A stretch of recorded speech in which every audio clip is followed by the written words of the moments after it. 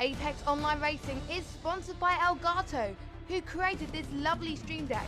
For more information about the stream deck, the link is in the description below.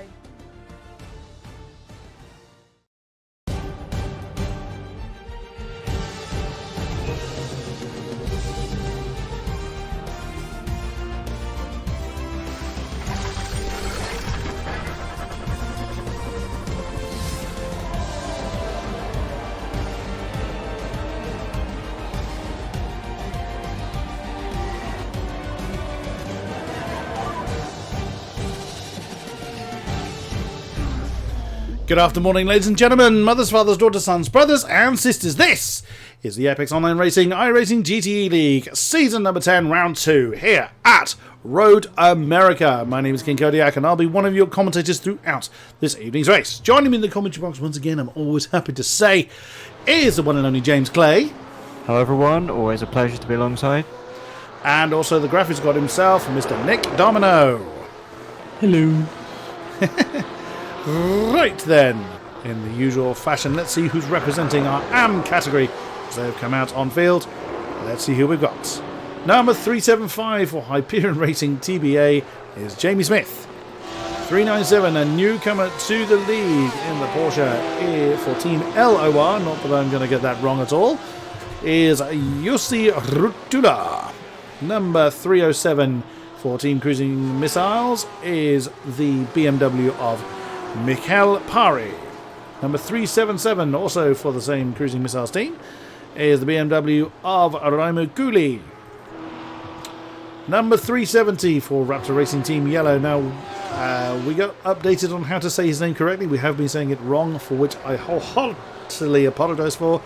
It's Alessandro Portacorvi. I'm saying it with the Spanish method, but there he is in the BMW, Alessandro Portacorvi. 302 for Raptor Racing Team Orange in the BMW is Michael Mariani. Number 399 is the Phoenix Motorsports BMW of... He's gone for BMW this time. Was Paolo Martins with us last week? I don't think he was he? He wasn't with us last week, no. Didn't think he was. But he has been in the Ferrari before. It's generally Ferrari, yeah, that's what I'm used to seeing him, but now that's a good looking livery. I like that for Phoenix Motorsports. It's Paolo Martins. 328 is the Raptor Racing Team Red BMW of Daniele Mamano. 346 is the Raptor Racing Team Orange Porsche of Luca Lodato. 350 is another Raptor Racing Team Red entrant in the BMW for Simone Cecchi. 366 is the V3 Racing Porsche of Porsche BMW. No, BMW, looking at the wrong car, beg your pardon, of Merlin Cooper. And 398 is the Team Tepper Reindeer Racing, Porsche of Rienda Henstra. I'm sure I've missed someone. Oh, there's one I have missed. 318 is the Hyperion Racing Blood Orange Porsche of Cohen Van Eyck. There is another. I'm sure I've missed him. Unless he hasn't come out on track yet. There's another Martins in the field who you think is a relative of Paolo Martins. Where has he gone? Well, he is in the pro category, so we will see him later. I thought 300 in his name, that's why. So we'll catch up with him later. Right, that'll be wise. So Paolo Martins, speaking of the Martins Phoenix Motorsports representatives, is at the top of the tree with a 299, but we're fully expecting these times to come down. That is an outlap. We'll put that there because the pit lane is so long here at Road America that some drivers will be in pit stalls that is actually so far back that they cross the start-finish line through the pit lane, and so the outlap technically counts as a time. Which oh, right. Is slightly odd. I mean, it's such a slow time that under normal circumstances, flying lap should beat it out anyway, so it's not really an advantage of any sort. But yeah, just some tracks like this on iRacing where your outlap can still count. Now, this was where my very first GT3 commentary took place at Road America, so I have a fondness for this particular circuit. The corner numbering is exceedingly bizarre, but it is what it is. That's American. That's American. Yeah. It's a puzzle, a mystery, and one day it might get solved. But for now, you do have to have a track map alongside you to work out what the corners are actually supposed to be numbered. Indeed. Indeed. So Alessandro Portagovi is now taking the top spot with a 2:02.821. Jussi Rutula right behind him. Luca Lodato has just taken the top spot, and of course that time he's going to continue to fall. 2:02.267. What are our thoughts about Road America, gents? It's never been one that I've gelled with properly. I mean, I can see why it's considered one of the great classics of American racing, but it's just not one that has really worked for me in the past. In terms of car choice, we might see a lot of Porsche drivers having fond memories here after this race, but the main contenders will be the Ford GT drivers, which we don't have many of because of the fact that the only reason why the Ford is quite quick at the moment is because it's recently had a 5 kilogram weight reduction, but when the drivers chose their cars for the season, that weight reduction hadn't been applied yet. So we have sort of this weird thing where drivers that stuck with the Ford this season, or have chosen the Ford this season, have now been rewarded for that choice, but later than they expected. Oh, definitely. Yeah. I see. Now, one thing I am going to say at this point is the voice is not too strong at the moment for myself. This persistent cough I've had since about Friday. Anyone that caught the F3 broadcast will know what I'm talking about. But equally, I'm hanging on in there. I was tempted to not commentate tonight, but it's the GTE gig. I can't not do the GTEs. It just, no. No, it's such a great series, and I will also say, the missing voice might also have been from that race on Friday. Damn, that was a good one as well. I can't say too much about it. I was just at the back trundling around with damaged cars, so I'll take your word for it on that one. I will say, definitely, all of our leagues really provide great racing on here, so I would say that's... Well, once we're done here, go have a watch at that race. That was amazing. As Van Eyck has just put in the fastest lap time, he is always one of the favorites to take pole in the AM category. He's lightning quick over a single lap, but has struggled really to keep it together in the races. Mostly due to him actually crashing out, some stuff like that. So, some say no fault of his own, but two people have to be there to tango. So, but it's gonna be interesting to see if he can really get something out of the season. He has already had, the season's first crash. So he's definitely one I think is somebody to look out for. Stefan, Mr. Kamke has pointed out to turn off your Steam. Every week I forget. And ironically, it's the same friend of mine that messages me. Oh, dear. I will say, on this particular track, I will say turn 5 is... That's a tricky turn. That's a very troublesome hot spot there. 'Cause you come stonking it down the Moraine Straight, and then it's... is it downhill braking zone, if I recall? Quite a steep... It's incredibly deep downhill braking zone, yeah. Well, this corner here that we just looked at, Mikael Pari has just gone through, for those unfamiliar with corner numbers, that's, we're now coming through 6, and you can lose a lot of time in the carousel as well if you get that wrong. Oh, definitely. And you don't have to be wrong by much for that to go horribly wrong. But that's turn 5. Every time you brake for it, you're like, I need to brake earlier, to try and stop it, and you're just braking way too early, and then you think, all right, now I can brake later, and then you're just in the wall. It's such a difficult corner to get right. The Pro-Ams have been released, so let's have a look at who is representing the Pro-Ams. Oh, before I do that, newcomer Jussi Rutula has taken the pole spot by 24 thousandths of a second from Luca Lodato. So the AM pole spot changing in the very last with a 2:01.551. Very, very nice. Right, wrong car. Let's have a look at our Pro-Am field then. Number 214, Team Dingo. I don't remember that name from last week. Andres Lutus. 254 is the Team Tepper Weerborg, try again, BMW of Craig Danzig. 245 is the Raptor Racing Team Yellow BMW of Stephen Brumfield. Number 200 is the Team AOR Ford of Sarah Dove. 276 is the Team Tepper Turn BMW of Philip Schiff. 232 is the Team Tepper Masterplan BMW of Tom Hooper. 271 is the Privateer Entrant BMW of Dan Alpol. 251 is the Radicals Online Simmortals Ferrari of John Goodwin. Just to remind us, the Ferraris are actually in the GTE League. 293 is the Hyperion Racing White Ford. Yeah, you know I'm going to do it. There it is. It's the Grinning Ford of Chris Yardley. 294 is the Privateer Entrant Ford of Alexis Boucher. 234 is the Orange... That's an unusual spelling of mechanic, but there we are. Orange Mechanic Porsche of Thomas Santo. That's a new name. Welcome to you. 278 is the Hyperion Racing TBA Ferrari of Rano Luke. Some people are getting some times on the board. Number 259 is the Team Tepper Ranch Ford of Gerd Sommers. 217 the Team Tepper Turn BMW of Thomas Lagney. 226 is the Team Tepper Masterplan Ford of Alex Schmidt. 242 is the Team Tepper Weerborg Ford of Rick Van Dorn.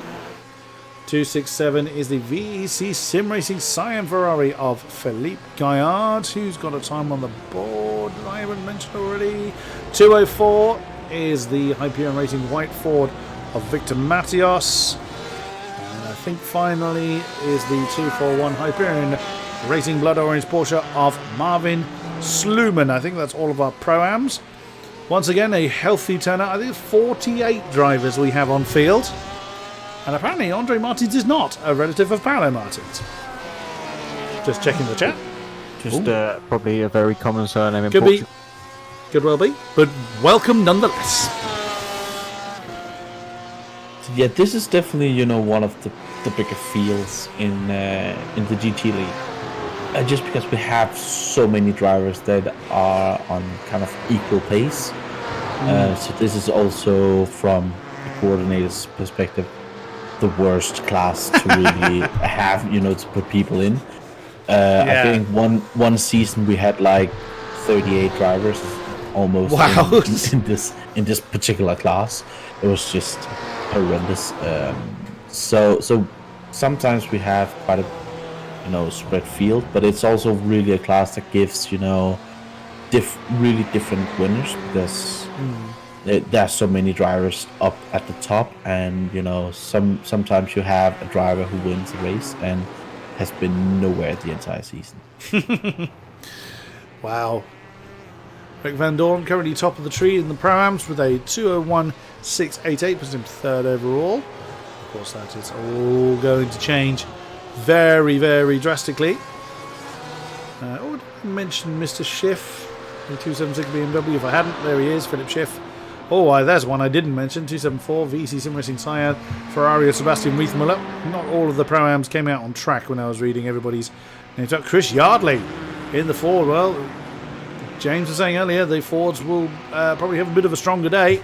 And Chris Yardley in third at the moment overall, 201.655. Current Pro-Am pole by a huge 33 thousandths of a second. Currently 1 second separates first and 19th. Of course, that's academic, as our pro field has not come out on track yet. Oh, that's a Ford wandering off the road by quite a very, very long way. I'm not entirely sure who that was. Is it Boucher? Yeah, it was Alexis Boucher. There's another one. That's a BMW. Well, there you go. That's turn 5, claiming victims already. Not sure who the BMW is. It's I don't know. I didn't. So is it Santo? No, I missed who the BMW was, I'm afraid. But yep, the turn 5 is not going to pull any punches even at this point. Oh, definitely not. And these drivers are, of course, on cold tires, so they need to warm them up. And stopping here, I actually don't know if we have it in here, but I know in the official series that if you are below, I think it's 50 kilometers an hour, the tires will reset. So It doesn't apply here because of the fact that applies in lone qualifying sessions. okay, So yeah, when we go to Le Mans, that will apply.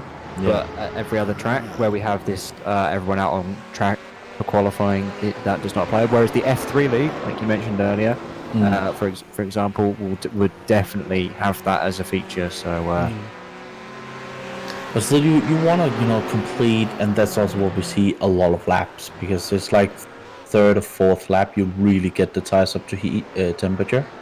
So even the first or second flying lap can actually not be the lap that you're having, as I'm seeing Thomas had on some excursions here. He has been off the track a couple of times.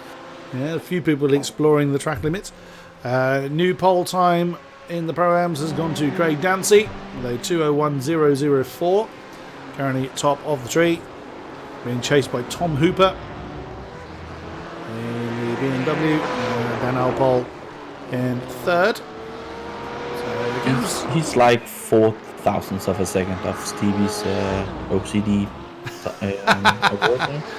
Yeah, he can only shave 4,000ths of a second off of that time. Can't do any more. If he does any more, then he's lost. Yeah. I remember in the practice session, I think it was John Hallowell was sat on a 2-minute 1.000. So I think he did better that later, but that would have been quite satisfying if that was in fact done in qualifying instead. But unfortunately, we can't broadcast that because it was in the practice session earlier. There was a late joiner to the AMS that I didn't see earlier. The privateer entrant 396, or Raphael Bonatti. Of course, start at the back of the field. This is not able to set a time. However, this also means our pros are getting underway. There, they all are streaming out of the pits. So we'll keep an eye at the top of the tree for the Pro-Ams. So currently with Craig Dancy, let's have a run through of our pros. Wow, the pit lane eggs are getting very busy as the Pro-Ams are storming over the line to complete their lap. Still, Craig Dancy at the top of the tree. We'll see if he's able to hold it there. Right. Who represents our pros then? Number 173 is the Venom Motorsports BMW of Michael Edens. Number 1, the champion, Radicals Online Simmortal Porsche of Ross Woodford. 121 is the Team Tepper BMW of Rainer Talvar, who was, I believe, top of the practice session. I think he remained top of the practice session, didn't he? By quite a long way. Oh, right. So definitely one to watch then. 152. The Team Tepper Ranch BMW of Alfie Lawrenson. 168, the Team Tepper Ford of James Pinsker. 119, the Comrade Gaming White BMW of Blair Mann. 162, the SRC or Sim Racing Channel Porsche of Roberti Edward. 124, Comrade Gaming White BMW of Arjen van Putten. Sadly, we will not be seeing Mr. Wycombs himself, Christoph Holstein. His internet is a little unstable, so he's opted to take the safer route and not partake in tonight's race. Number 186 is the VEC Sim Racing Magenta Porsche of Sylvian Moraine. Treble 1 is the Comrade Gaming Black BMW, BMW or Porsche. Going mad. That's Bennett. 112, that's a name I've seen before, but I don't think it was with us last week. The privateer entrant, he's in the BMW of Isaac Gayen. 185 is the Tag Racing UK BMW of Andy Gorton. 122 is the Phoenix Motorsports, again another new entrant who we thought was a relative of Paolo Martins, but proves not to be, is Andre Martins. 188 is the Comrade Gaming Solo BMW of Martin Nadleek. And finally the 103 Venom Motorsports BMW of John Hallowell. Once again, a very healthy division of pros. We had a hell of a lot of we had a lot of racing throughout all categories last week, and I imagine we're going to be looking at a pretty strong field. Will the balance of power for the Ford make a huge difference here in particular? Definitely here. This is one of the main Temple of Speed track almost in America. It's kind of, a lot of. I have heard people compare it to Monza. I don't think it's quite as straight heavy as Monza, but straight line speed is very important here. And the weight reduction hasn't really affected the Ford in the corners as much, but the weight reduction has very much affected its straight line speed, because it used to be the car that if it was in a drag race against another one, you would never put your money on. But now it's kind of one where it almost seems to be the fastest in the straight line. Wow. it seems to have created such a massive shift in its straight line performance that a track like this especially is going to help it. And then Spa next week as well will be quite good time for Ford drivers. Most certainly. Now, we're still very BMW heavy, and if the drivers choose to change their car, I believe the ruling still is they lose all their championship points. Yes, a lot of people that changed cars were ones that did not score point in Sebring, and therefore opted to change cars because they had nothing to lose. Which is fair enough. That's start and remain at the bottom of the pile. Understandable.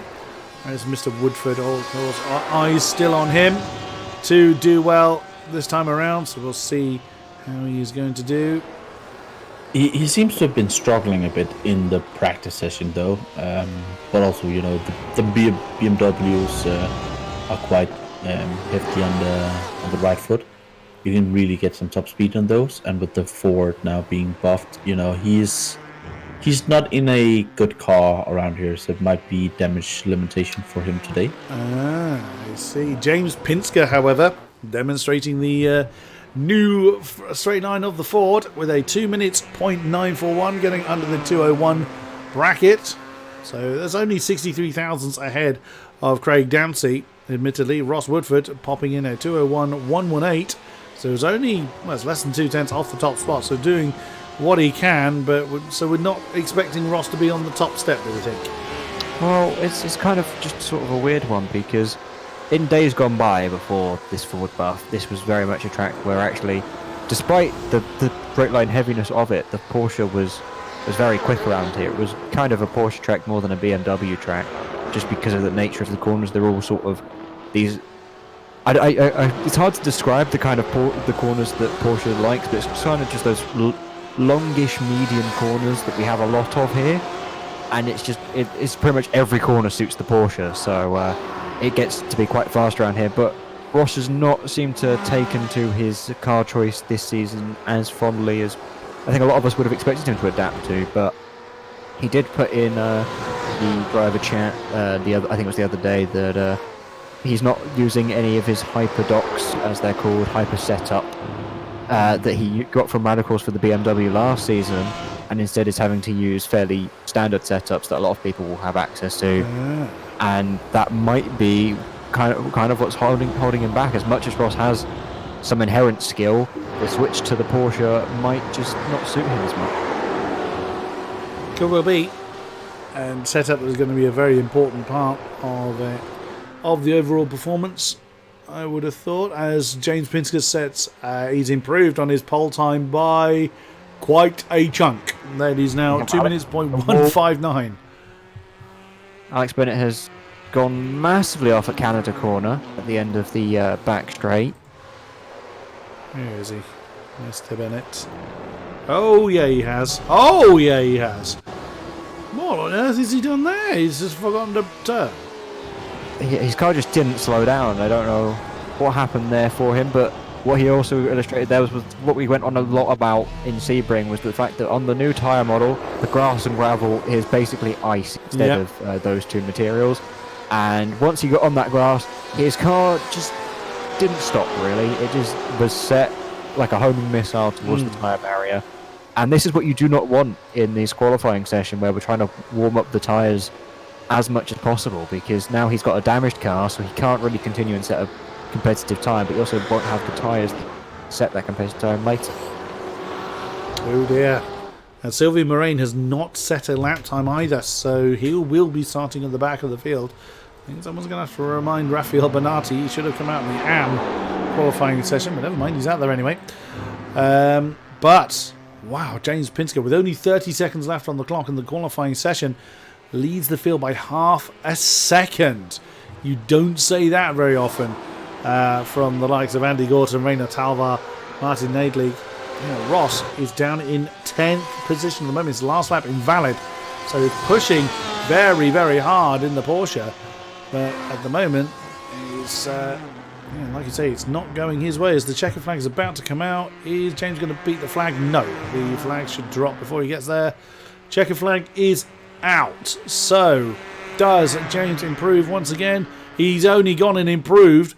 6,000ths of a second away from beating the 2-minute mark. My goodness me. And that puts him currently 0.666 ahead of Andy Gorton. Well, I don't know who that... does that brand Andy Gorton as the devil? Who knows? Depends on what you believe. Never mind. Martin Nadlik has jumped into second with a 2-minute 0.589. Does Andy Gorton improve? He does. He jumps back into second with a 2-minute 0.543. Still half a second behind James Pinsker. My goodness me. Our champion is a second, 1.1 seconds off of pole position. Wow. But in 10th. And in 10th position, indeed. Michael Edens. Just try and repeat that. Yeah. 1.1 seconds behind the pole is our champion as Andre Martins has pulled over. Who's still going? It's Alex Bennett. But, he's out of blind frustration, launched his car into the wall and done some amateur dramatics at the end. That put him up to 15th with a 2:01.237. Let's have a look then at the grid. James Pinsker and Andy Gorton on the front row. And by, as we said before, there it is by half a second from the field. And then it is really minute gaps in between pretty much everybody else. So then it is Pinsker, Gorton, Nadley, Talvar, Edens, Halliwell, Mann, Craig Dancy in the Pro-Am pole. He's ahead of our champion. That's how well he's done and how much of a struggle it's been for Ross Woodford. Then Hooper, Woodford, Van Putten, Lutus, Alpole, Andre Martins, Bennett, Edouard, Brumfield, Schmidt, Luke, Lawrenson, Sluman, Rutula. Great effort on his debut race in the AM pole. Dove, Lodato, Gaillard, Dawn, Yardley, Van Eyck, Mariani, Goodwin, Martin, Paolo Martins, Pontegorvi, Cooley, Smith, Matios, Bonatti, Cooper, Schiff, Pari, Henstra, Mamano, Zommers, Chechi, Lagny, Santo, Jayen, Boucher, and Reithmiller not setting a time, so we'll be starting at the tail of the field along with Sylvian Moraine. Goodness me, do we have any penalties as well? Because that's something I actually forgot to look. I think we do, but Not as far as I'm aware. the driver is not present today, as far as I remember. Fair enough. Right, so we're still actually in the qualifying session for another 20 seconds, as some drivers have opted not to retire from it. Not that it makes a great deal of difference. Ooh, are we going to see a bit of a shake-up in the pecking order? It's very odd because Craig Dancy is on pole in 8th, and we have another Pro-Am of Tom Hooper in 9th, and we have another Pro-Am in 12th, 13th, and then we have to go down to 17th. But we've got like quite a few Pro-Ams qualifying amongst the pro drivers, and there's quite a bit of a shake-up here with Alex Bennett down in 15th, Ross Woodford down in 10th. It's just if in Road Atlanta last season we had shown you this grid for round 2 of the next season, you would have just thought that we were mad with this running order. You'd have thought we'd have picked them out of a hat randomly. It's so incredible. I mean, I think one also quite amazing story is 2 seasons ago, James Pinsker debuted at this track in the Pro-Am field, and he's now on pole 2 seasons later, and he's stuck it on the first position on the green. Wow. I think that is also, contributing to this is just a new tire model. It suits different people. True. Yeah, James found a lot of pace back when we ran the Formula Renault League. He went from, because we had it on the old tire model, and then we had another season on the new tire model, and he found quite a lot of pace in that mid-season break, I seem to remember. So I think it does suit him, in his driving style. So we're gridding up now, so drivers making any setup changes they're allowed to make. Well, they're allowed to change anything that I like, so they're going to be switching over to their race setups, well, unless they wish to detonate their engine and stick with the qualifying one. It doesn't tend to work too well. We will see. We're running out of fuel that they'd have to worry about. Oh, well, very much so. The pits on lap 4, and it would be... I'm sure a lot of people, including myself, have made that mistake before in official races where we've forgotten to load our race setups and have gone out onto the grid with 2 laps of fuel in the car, and it's been a case of, I'm not going to be able to do this anymore. 24 hours of Le Mans. Oh no! Oh, you didn't! Oh, detonated engine, perchance? No. There's we no don't, fuel. No fuel because we don't have radiators per se like in project cars. The worst one I've seen was someone again forgetting to switch it. Come on, James, get going. There we go. James was very hesitant to move then.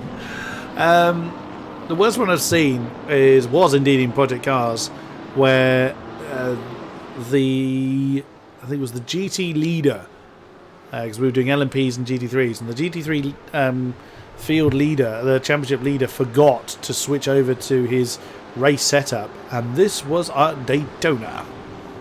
Ha! Bang! Yeah, that's kaboom. Yeah, he detonated. He came to join us in the commentary box a little while later. I mean, he was godly quick. He was very, very fast for a while. Especially on the oval sections, I can imagine.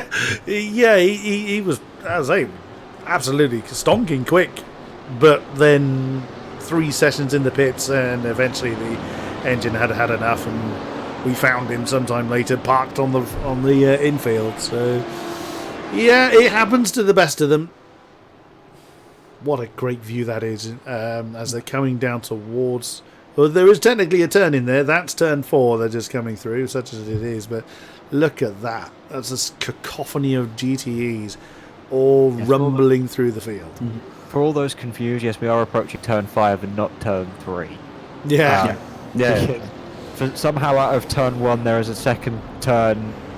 So I don't even know if it's right or left because I'm so confused towards. What I'm actually going to do, just for the benefit of the stream, and this will not look nice for a brief moment, but I'm going to show the map that we use.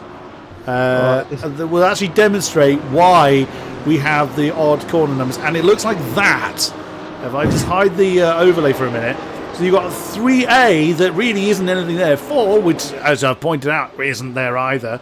And then there's turn 2 as well that really isn't there. The rest of the corners roughly make sense. Apart from 11A and 11B. 11A, 11B and 13A. Just like, why? And 13A is a proper corner as well. Whereas 13 itself is not. That's it. Whoops. That is why we run with the corner numbers we do, because that is the map that we run by. So just to clarify that particular point, we're not going mad. That is what the map says. It is what it is. What can I say? As we are now rumbling down towards, where are we? In all that, I've lost track of where we are. We are coming to the carousel, is it? We're much further along. Out the carousel and through the King now. All that excitement, I forgot where we were. It's nice that we do have some corner names. We'd have to refer to numbers at that point. But unfortunately, the first half of the lap is very well. There are numeric. no corner names, and then the second half of the lap we do actually just have words to describe them rather than 11B. Indeed, but only for a few corners, and then it's back to numbers again. Yeah. The blimp's actually in a decent position. Usually the blimp just shows trees. But as we work our way through the field, was the end of the longest formation lap of any track on this game.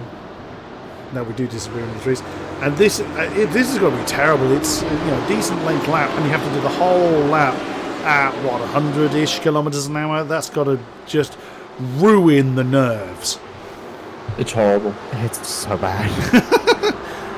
Here we go then. The Mustang will pull into the pits, and then James Pinsker will floor it to signify the beginning of the race. Oh, he's bunching up the field. Here we go. We are racing here at Road America.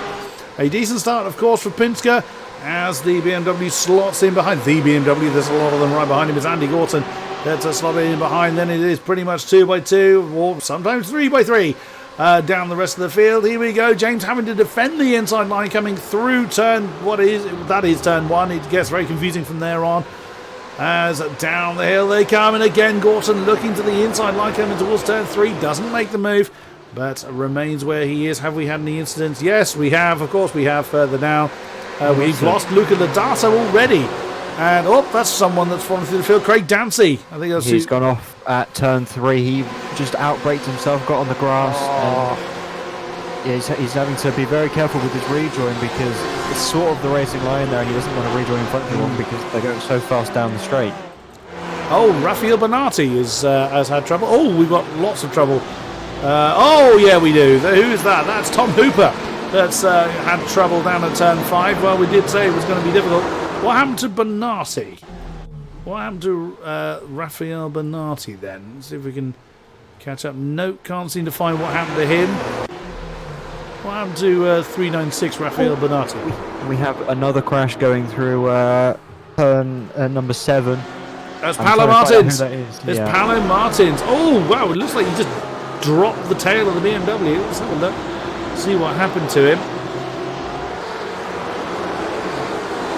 Yep, that went completely on his own. Oh, very nearly caught the nose of someone, but goes backwards into the wall. And that is going to be a painful trip home. That's Andy Gorton, Rainer Talvar side by side.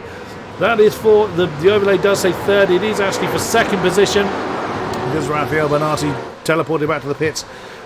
He will currently hold that top spot, but James Pinsker using every advantage he's got. So whatever the alterations of the car, balance of power, tyre model, whatever it is, he's beginning to streak away along with the BMWs behind him fighting. Gorton and Talvar side by side over the line, coming down towards turn 1 for the second time in anger. Right behind them, Nadleek, Halliwell, Edens, all in there having a great scrap, and Talvar up into second position now for Team Tepper.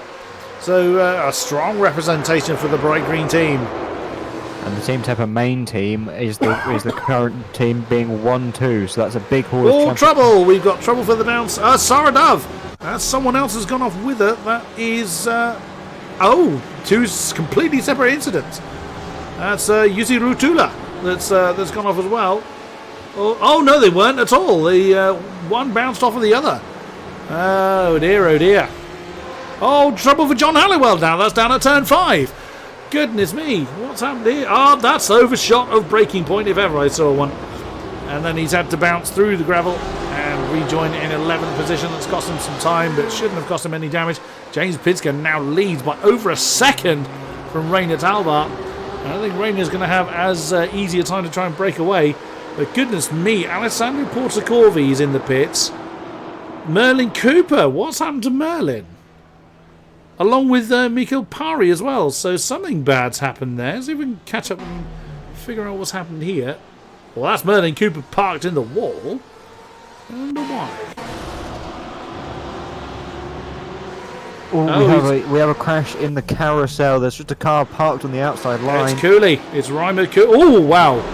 Yeah, and he dropped it. Oh! I mean...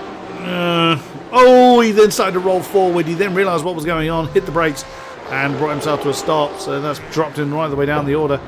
Oh my goodness, it's all going on here. Yeah, they're definitely having some issues around the track. We had quite a big issue with at the start of the race where people thought that the race was going, but the back of the field got pushed up, and that's why we had our newcomer crashed. Oh, Blair Mann and Michael Eden swapping around those for 5th position.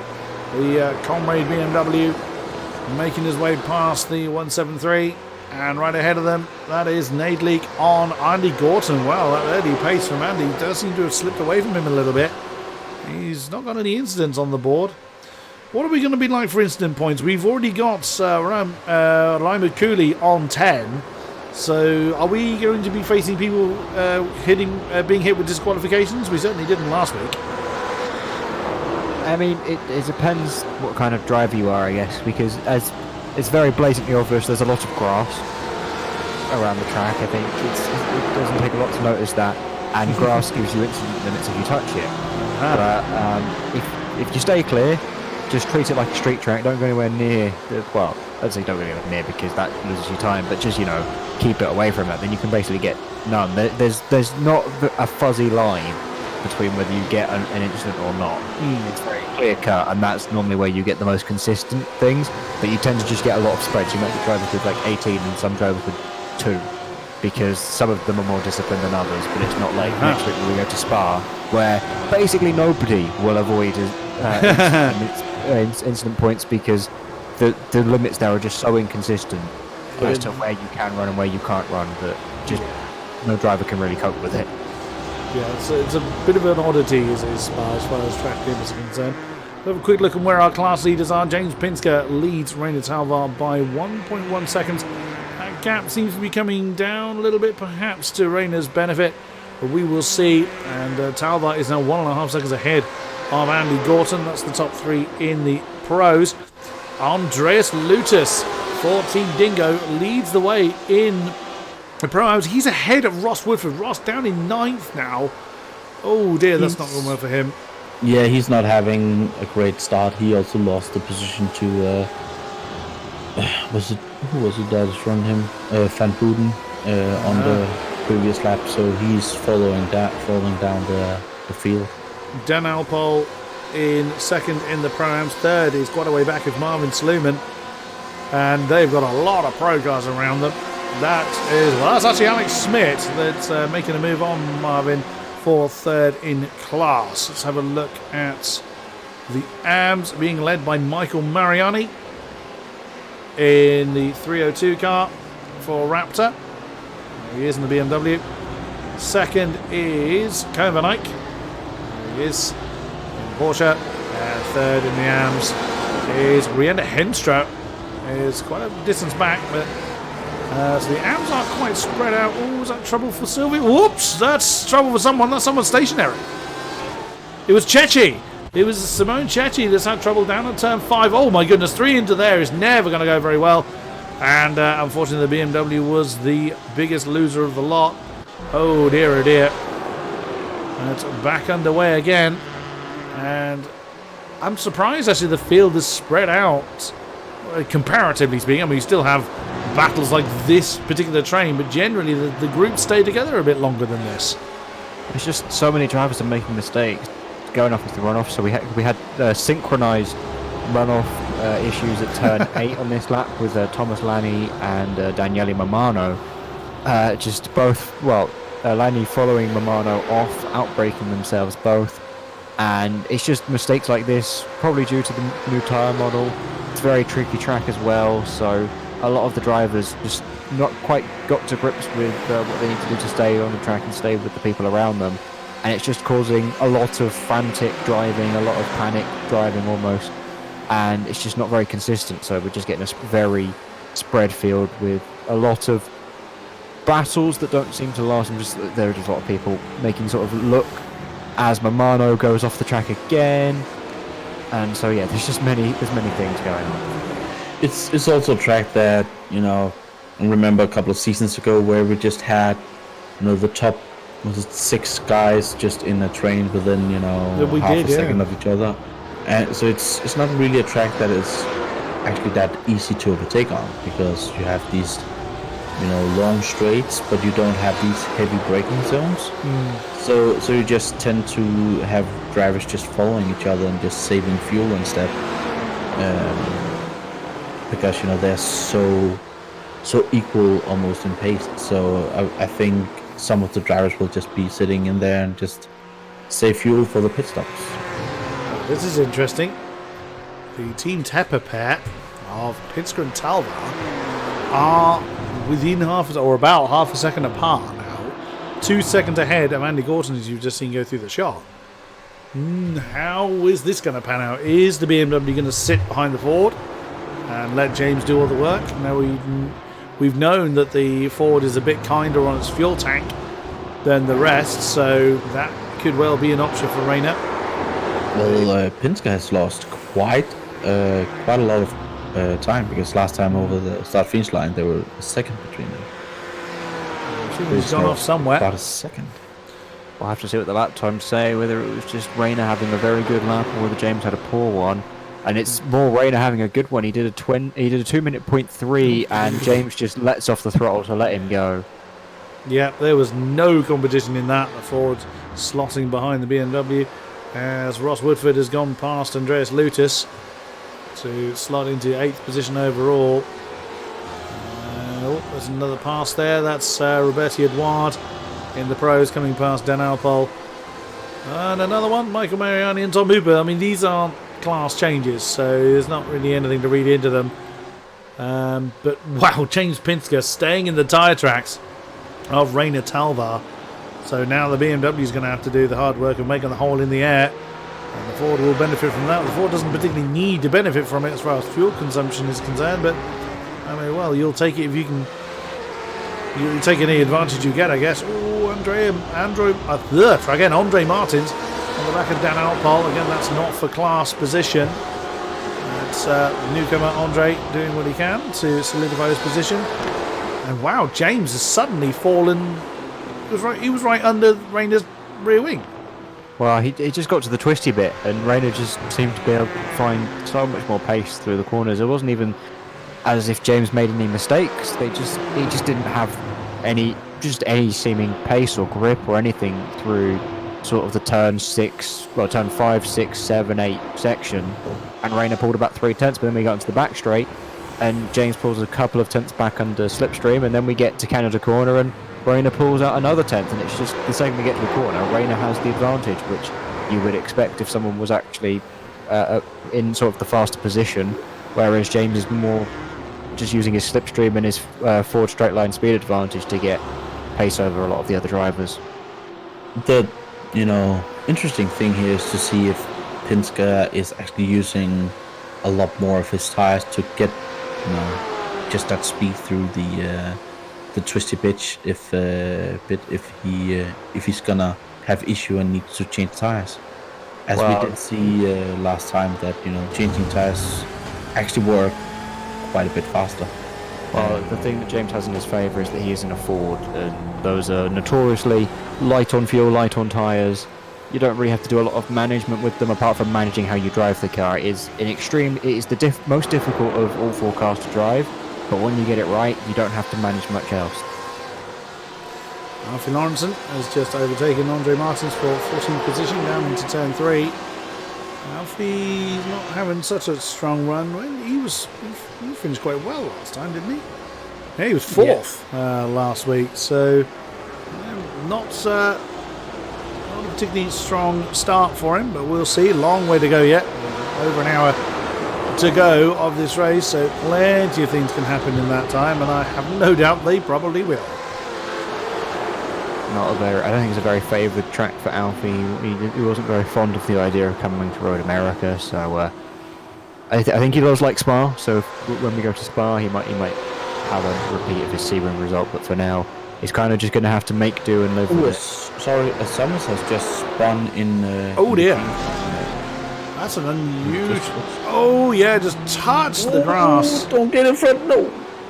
Oh, that was not as safe, as we have a spinner right in front of Summers as well. Who was that? It's Isaac Guillen. As he's coming around to that particular spot, just as Rutula as a rejoin. Oh, and that's someone else that flew off the road.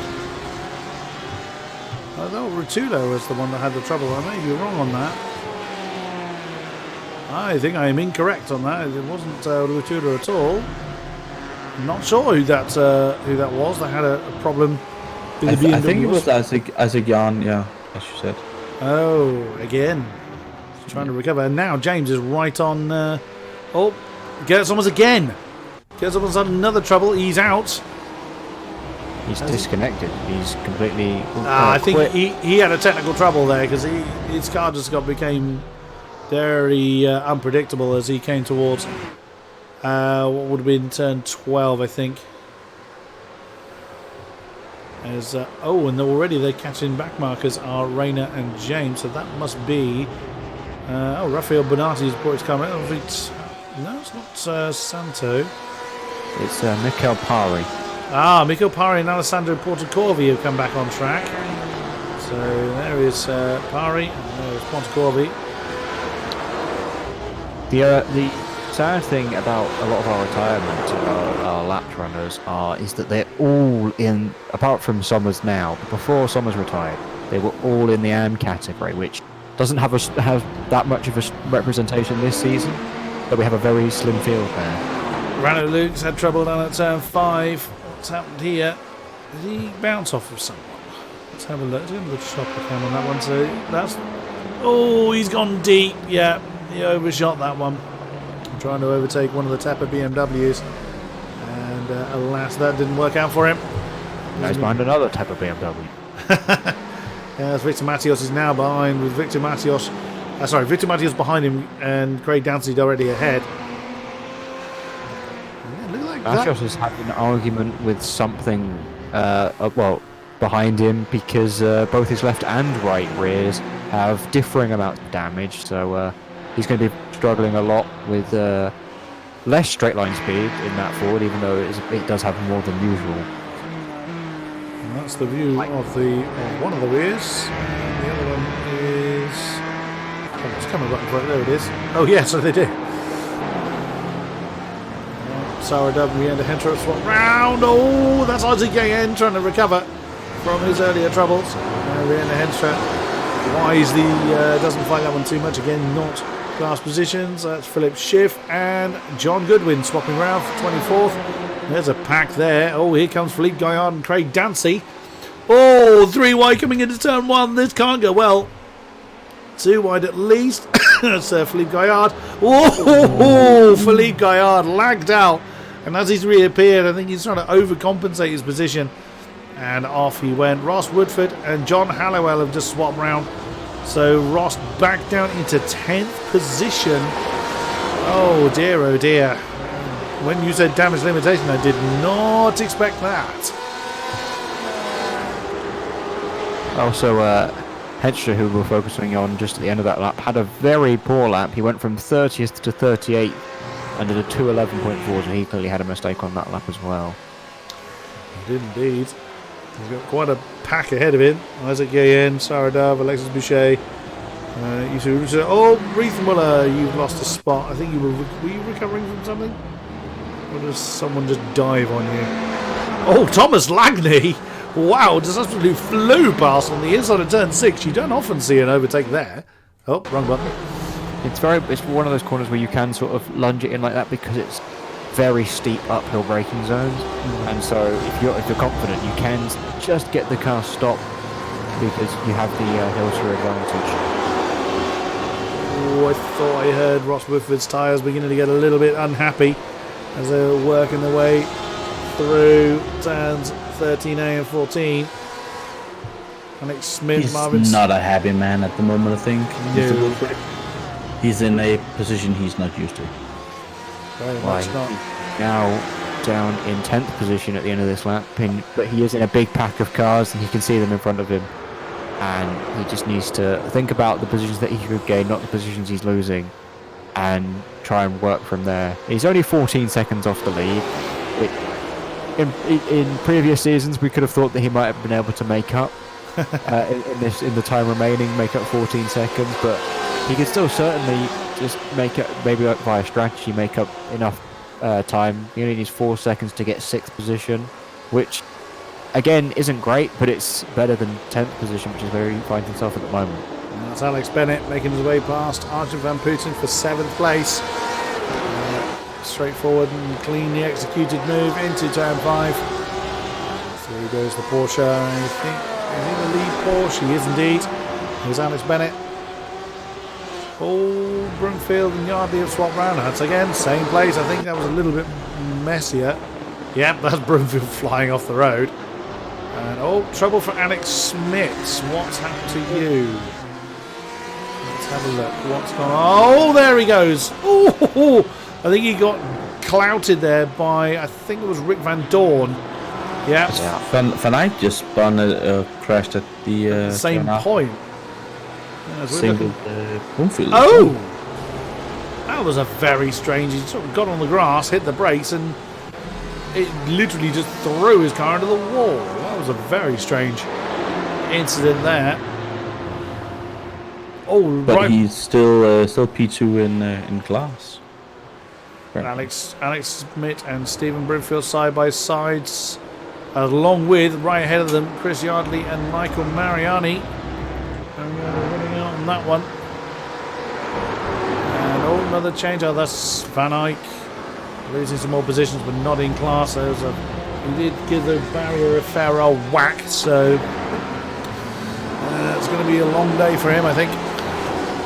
Well, he might just be able to box now and make it to the end on fuel, so with one more stop. So if he does pull into the pits, which I think he is going to do, he's pulled over to the right, and yeah, he's going to dive into the pits, try and get that damage repaired, but I think it won't make much of a difference, but he wants to continue in this race because, as I mentioned earlier, he's got 5 even AM drivers that are 6 or more laps down, and that is basically 3 points. So if he's going, then it just means that he will still get some points from those people being so far down the order. Merlin Cooper's engine blew. Oh dear. Well, that'll do it. That will secure your retirement. Well, we're joking about radiator tape, which isn't a thing in iRacing, but somehow we've still managed to detonate an engine. Isaac Guillen has made a pit stop, a fairly short one, at 13.5 seconds stationary, and out he comes. He's had a fairly tumultuous race so far. Cohen was repairing that damage. He'll be there a while, I'd have thought. Alessandro Pontecorvi is still going. Who was the other one that pitted at the same time? Merlin Cooper has decided to leave the session, so he is gone. I think Merlin was the other one that was having a long pit stop along with him. Yeah, that's a shame for Cohen, but like you say, James, it's as long as he finds the checkered flag after an hour, he will get points one way or another. What's going on with Chris Yardley? He's been overtaken by Stephen Brumfield. As the BMW makes his way past the grinning Ford, with Alex Schmidt right on his tail, right on the nose of the Tepper Ford. What it looks like when you're chasing a pack. Up and over the crest and along the start-finish line. Schmidt staying in the tyre tracks of Yardley. Now the Ford. Is Schmidt going to gain a little bit? He'll gain a little bit. Unless he banzais out into turn 1. No, he knows better than that. It's not a huge braking zone into there. The BMWs, the Raptor BMWs ahead of them, of Mariani and Brumfield, holding their own. Oh yeah, definitely. And as you just saw, turn 1 is really not that hard of a braking zone, so you tend not to see people outbrake each other in there. It's you need to get it done before the start finish line. Let's see. I think he's going to move into turn 5. Yeah, Chris Yardley didn't really push that one too much, as Mid is just going a bit wide. Now he will try and see if he can get the Raptor pair up front. As you know, he went off the track, as we saw before, and now he needs to gain those positions back. Indeed. But yeah, turn 1 is kind of more of a setting up corner because you've had a very long start-finish straight to get a huge heap of slipstream, and there's sort of a mini straight between turn 1 and turn 3, with turn 2 miraculously in the middle. That is fairly quick and short, so you don't really think about it, but if you can get the run through turn 1 and possibly even a run through turn 3 as well, it will just help you as you try and make the overtake down into turn 5, which is a much better braking opportunity. Big issue, sorry to cut you off there, James. Massive problem there for Jamie Smith. Wandered onto the grass. Oh, that's a huge impact into the wall on the exit of turn 8. He's kept his car off the road, but has recovered his car to the pits. Smoking engine. And that is the end of the Hyperion Racing 375 BMW. That is a shame, as Ross Woodford and John Hallowell have swapped round again. As Ross back into 9th position.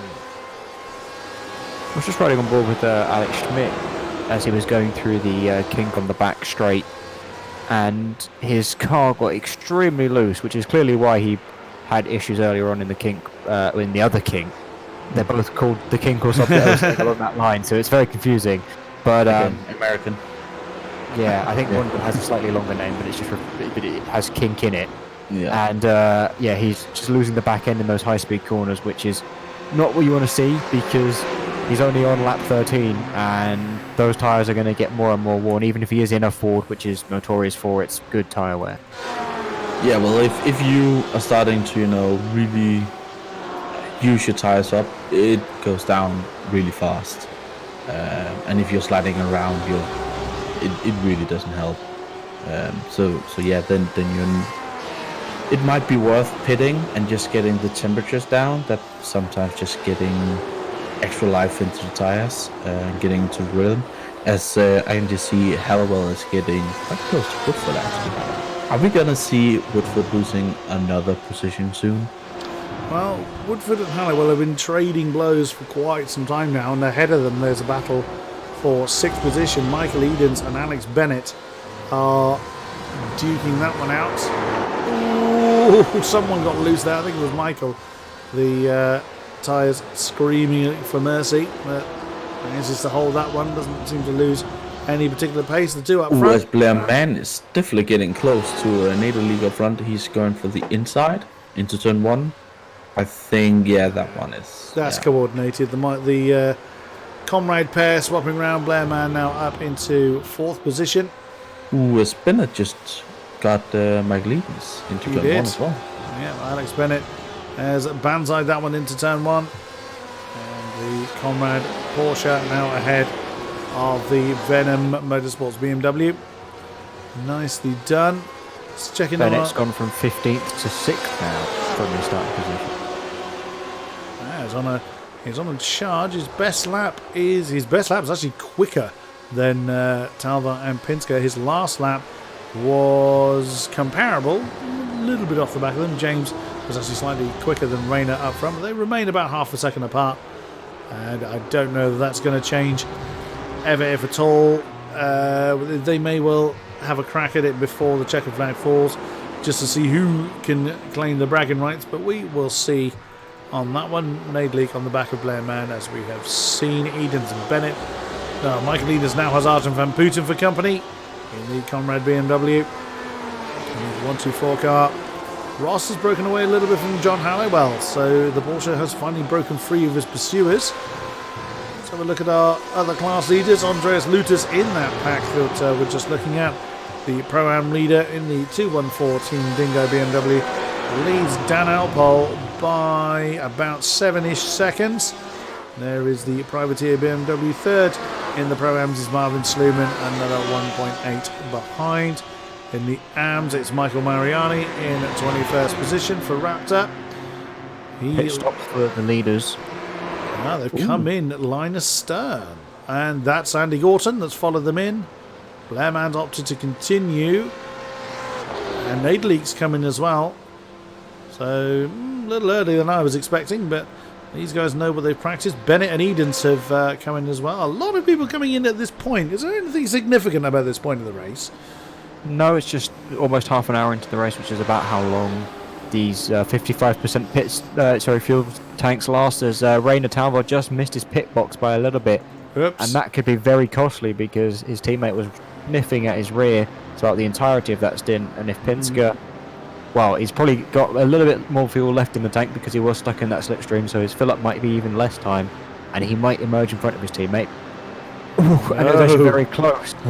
But Talvar just cuts across the front of Pinsker. There is ghosting in the pit lane, so there wouldn't have been a collision, but Talvar just gets out in front and actually gets almost a better launch out of the pit lane, almost, because he's pulled away a little bit, but I don't know what the pit stop times are, so I can't. Yes, he only lost a second.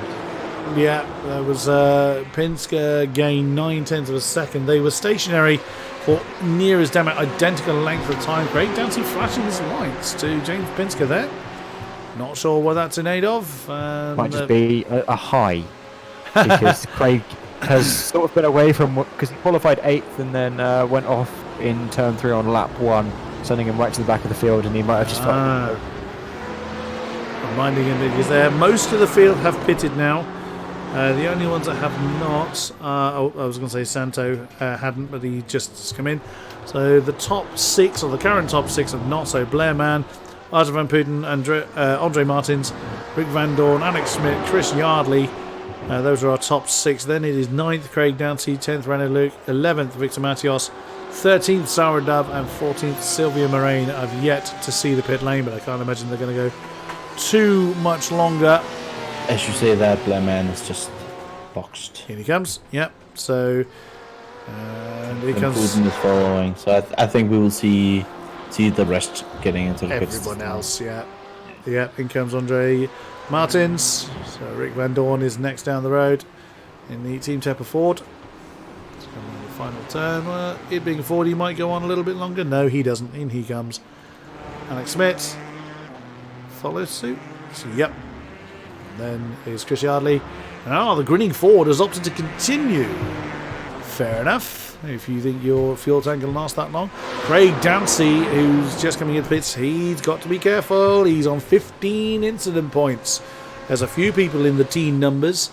Look at that pack right behind him. Rano, Luke, Victor, Massios, Sarah Dove, and Sylvia Moraine all have come in. So Yardley is the only one that is kind of bucking the trend and continuing on his merry way. And the grinning Ford is now leading the race. The grinning Ford is indeed leading the race, and just as a reminder, there is the grin. Love it. I've loved it ever since it was first utilised. 3-4 seasons ago? Something like that. Yeah. I think 3 seasons ago. I still love the fact that on the second season, the season after the grin was first used, the first race it wasn't there, and because I jokingly stamped my feet and said I want it back, he went and put it back on the car. Yeah, and it has been there ever since. Ever since, yeah. Good old Chris Yardley. So then, let's have a look at our leaders then. Rainier Talbot, James Pincia, half a second apart. Well, technically Chris Yardley is our leader, but he will come into the pit. He's been caught very quickly by Talbot and Pinsker. Then Gorton is 3.3 seconds back. There is someone in between them. That is going to be... Is that Cohen? No, that's not Cohen. That must be... No, it's not Alessandro Contagorvi either. Santo? Yes, that's Thomas Santo.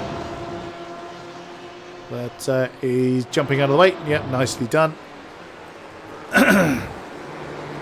So then, Pro-Am lead still in the hands of Andreas Lutis. He's got Alfie Lawrenson right in his tail, and he is continuing to chase Ross Woodford. So Ross has lost his sparring partner. As far as the... Who's he fighting with? It was Halliwell, was it not? Yeah, I think it was, yeah. John Halliwell's all the way down in 21st. He was in the pits for 45 seconds. So he lost 30 seconds. That gotta be a tyre swap. Tyre swap, yeah. Or a penalty. Well, unless he sped in the pit lane.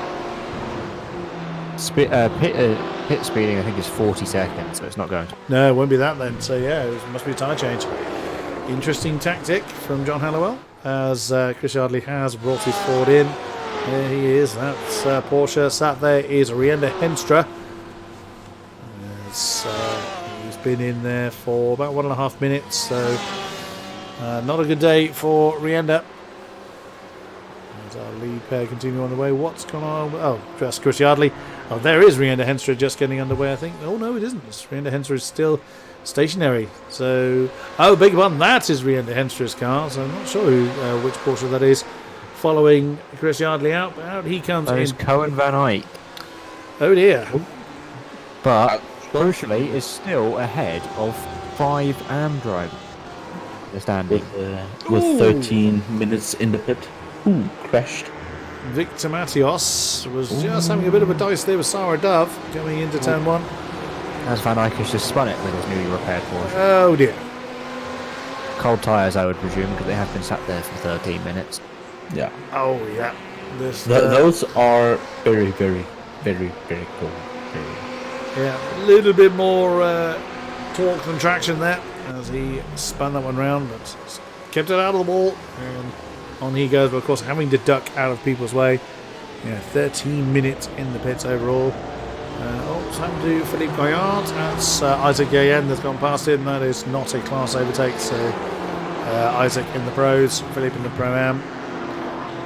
Oh, right behind them, who's that's having a scrap? That is Victor Matios and Dan Alpol. Right there, Sarah Dove about 8 tenths ahead, I think. So Sarah Dove's really starting to get into her stride post pit stop. Victor's car also looks like, it has been in an argument and lost a bit in the right front. Right front now, I mean, James spotted that the rear wheels were not quite happy. Now he's done one of the front corners. He needs to do the other one now, and he'll have a complete collection. Yeah, all 3 of the 4 corners are completely wonky.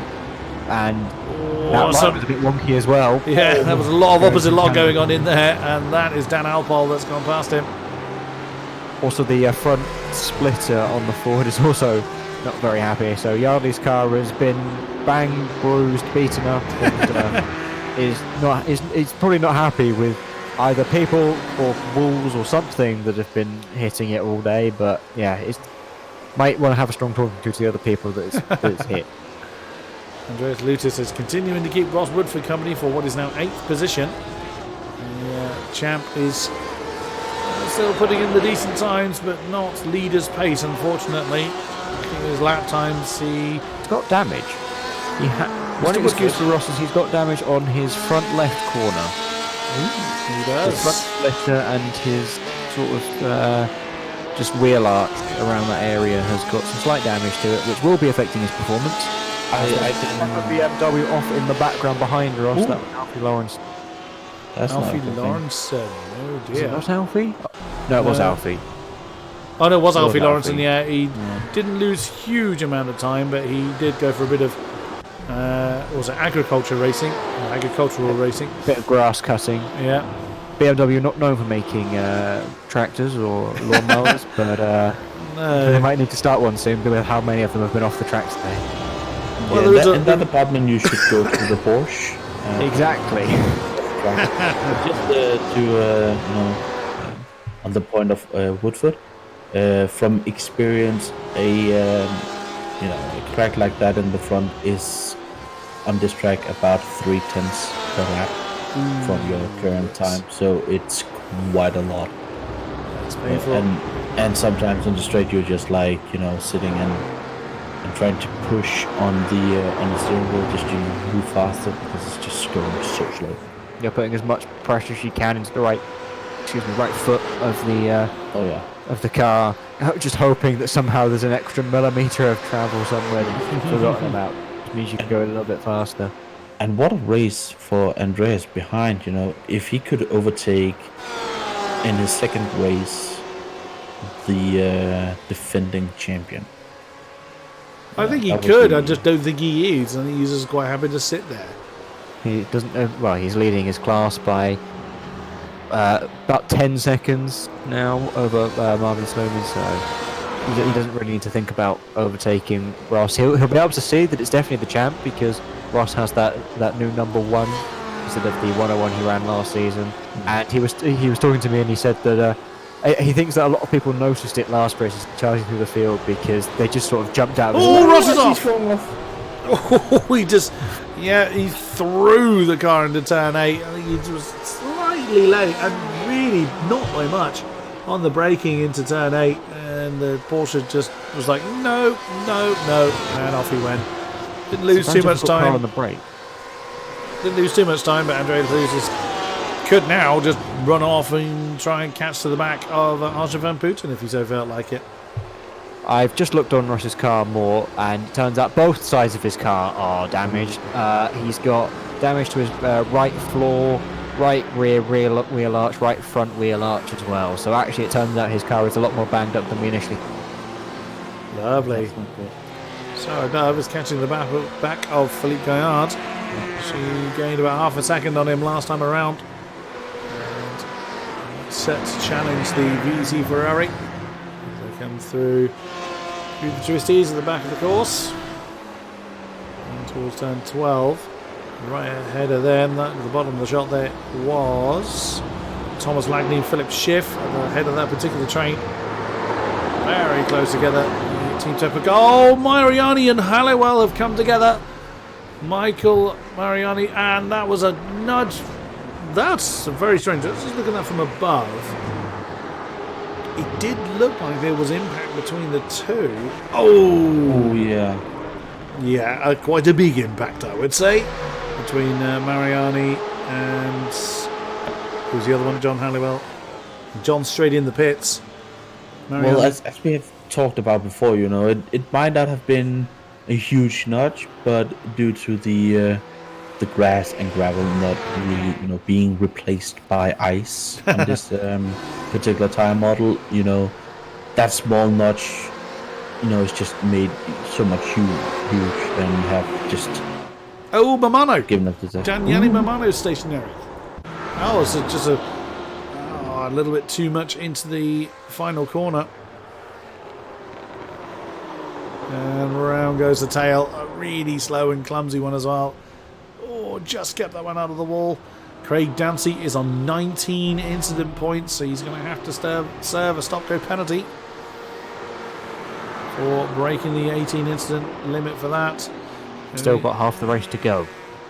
That's a long day for Craig Dancy. So Victor Matios is in, and he's been in the pits for a while, so not looking good for him. And still, Pinsker he's just remained half a second behind Talvar since the Team Tepper pair swapped round early in the race. It's 3.9 seconds back to Andy Gorton, who's now very much on his own, and 4.8 seconds back to Blair Mann, another 8 seconds back to Alex Bennett. Perhaps the Tepper pair. Oh, Philip Schiff is off, sorry, James. Yep, Philip fine. Schiff has had a problem. He's out. Philip Schiff is out. Ooh. Oh, locked up the brakes coming into turn 12 and bounces off the wall. And he is gone. Yeah, perhaps the Tepper pair looked at their fuel usages and decided that Talbot had better fuel mileage than Pinsker, despite the Ford's inherent fuel advantage, and that's why they swapped the other way around. Because as we saw, Pinsker pitted on the same lap as Talvar, so maybe that was just a strategic choice to put them that way around, and that's why they haven't really fought it out that much. Dancy's in the pits, but it looks like he's serving a pit stop as opposed to his penalty. He might have forgotten to untick his tyres and fuel because he can't make it to the end of the race. I mean, it's a 26-second penalty, so it does take a while to serve. Oh, okay. So he may well, because he's been stationary for a while, so he could well be serving his penalty. But we will see. There's I Mario. think there's a tyre stop there as well. He hasn't raised up onto the jacks, so there has not been a tyre change. He's going to get, well, 42 seconds. He's in the right kind of range. That's more of a fuel, but with penalty. Ooh, Simone Chetty. That's not a happy looking BMW there, sir. Lutus and Lawrenson have swapped round. Lutus didn't need to fight that one at all. Ross Woodford is back in 8th, as you can see. Lost positions to both those drivers. He was in front of Woodford. He was, yeah. Yeah, so it just, I think he was going very slowly on the straight, was Lutus, on the back straight. I don't really know what happened there. I don't know whether he was just in the mindset of, I'm so far in front of the next person in my class that I want to just let both these drivers go and not have to fight them. Possible. I mean, he's got 1 on the incident count, so he doesn't need to worry about that. But it could be okay, let's not be too silly and let's stop pushing too hard. Yeah. And maybe he prefers to have that reference point ahead of him. Whoa, there's a big spin. That is Isaac Yayen. Oh, and that's called Sarah Dove as well. Oh, goodness me. Let's see that again. So, big spin then. Sarah didn't see it in time. Bang! And Isaac Yayen is out. Ooh, and that nearly caught Gaillard in the VC Ferrari. Sarah's front end is Rearranged. yeah, I think that's one way of putting it. Bonnetless, I think. Yeah. Well, a manual bonnet is still there, but it's 10 centimeters shorter than it used to be. Yes, that's well, that'll be an interesting conversation with Sarah if she decides to come and join us. She does tend to come and have a chat to her this post-race, even if it's a bad race for her. So we'll see if Sarah comes to have a chat in the post-race interviews. We have 35 minutes remaining of this race that has been pretty incident-filled. Oh, and there's another one. It's Moraine. Sylvian Moraine and Philippe Gaillard, the VEC pair. That was 2 separate incidents. There went Moraine, and Gaillard then lagged right by him and put himself on the wall. Such a tricky track, and I mean, the driver's demonstrating that perfectly. And it comes from this grass being so close to the edge of the track that any mistake is supremely punished, especially with the ice grass that we now have. on the new tyre model, and it just and as well with the tyre model with the lower grip that we get, it's such an alien feeling because a lot of these drivers have been driving these cars with the old tyres for years now probably, and they're so used to doing it one way, and then now come to tracks where they're doing it a different way, and it's just catching them off. And the big thing about our league here is that it's an 80-minute race, and in no other situation would a driver have to deal with an 80-minute race. And so the format's different, the tyres have become different, the grass is different, and just throwing a lot of drivers out of their comfort zone, I think. It's a difficult habit to rewrite, isn't it? It really is, because you need to learn the car completely from scratch. And, you know, with them having been on, as James said, on these sites before, they actually have to unlearn how to drive the cars and then have to relearn it instead of just jumping into a new car. It's much more difficult than you might anticipate it to be. Oh, yeah. As UC Rutula has just made a move past Alexis Boucher for 24th. I think he is the AM leader. No, sorry, he's chasing the AM leader of Michael Mariani, who was fairly slow in the previous lap. There he is in the Raptor BMW, the Raptor Team Orange BMW. But newcomer UC Rutula is really getting into the groove and starting to chase after him. Oh, definitely. Well, he also had pole, as we saw before, and he had an incident of being off at some point during the start of the race, but so it's quite the comeback for him. Oh, this could get nasty. Renault Luke, Sylvia Moraine, Sebastian Riethmiller. Oh, and that's Moraine off. And in comes Philippe Gaillard as well. That was a brief three-way battle, but that was only ever going to go wrong the way that was going.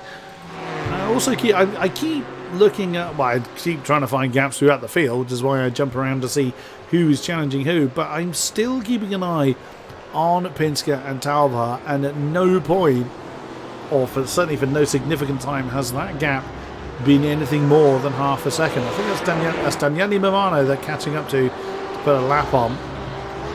So I still wonder whether James is going to try and nail Rainier Talvar, but are they going to pit again? I mean, I don't know, because the formation lap is so long here that it might have actually just been a case of Silver Marine and Phil Gard just went off again. Oh, the VEC squad are not having a good time. Well, the Porsche had his own incident, and unfortunately the Ferrari was caught up in it. Oh, no, that is not how it goes. Moraine he's out. Yep, Sylvia Moraine has called it a day. Something just caught my eye on that. Try and go to chase camera on Gaillard's car. Philippe Gaillard on the chase cam.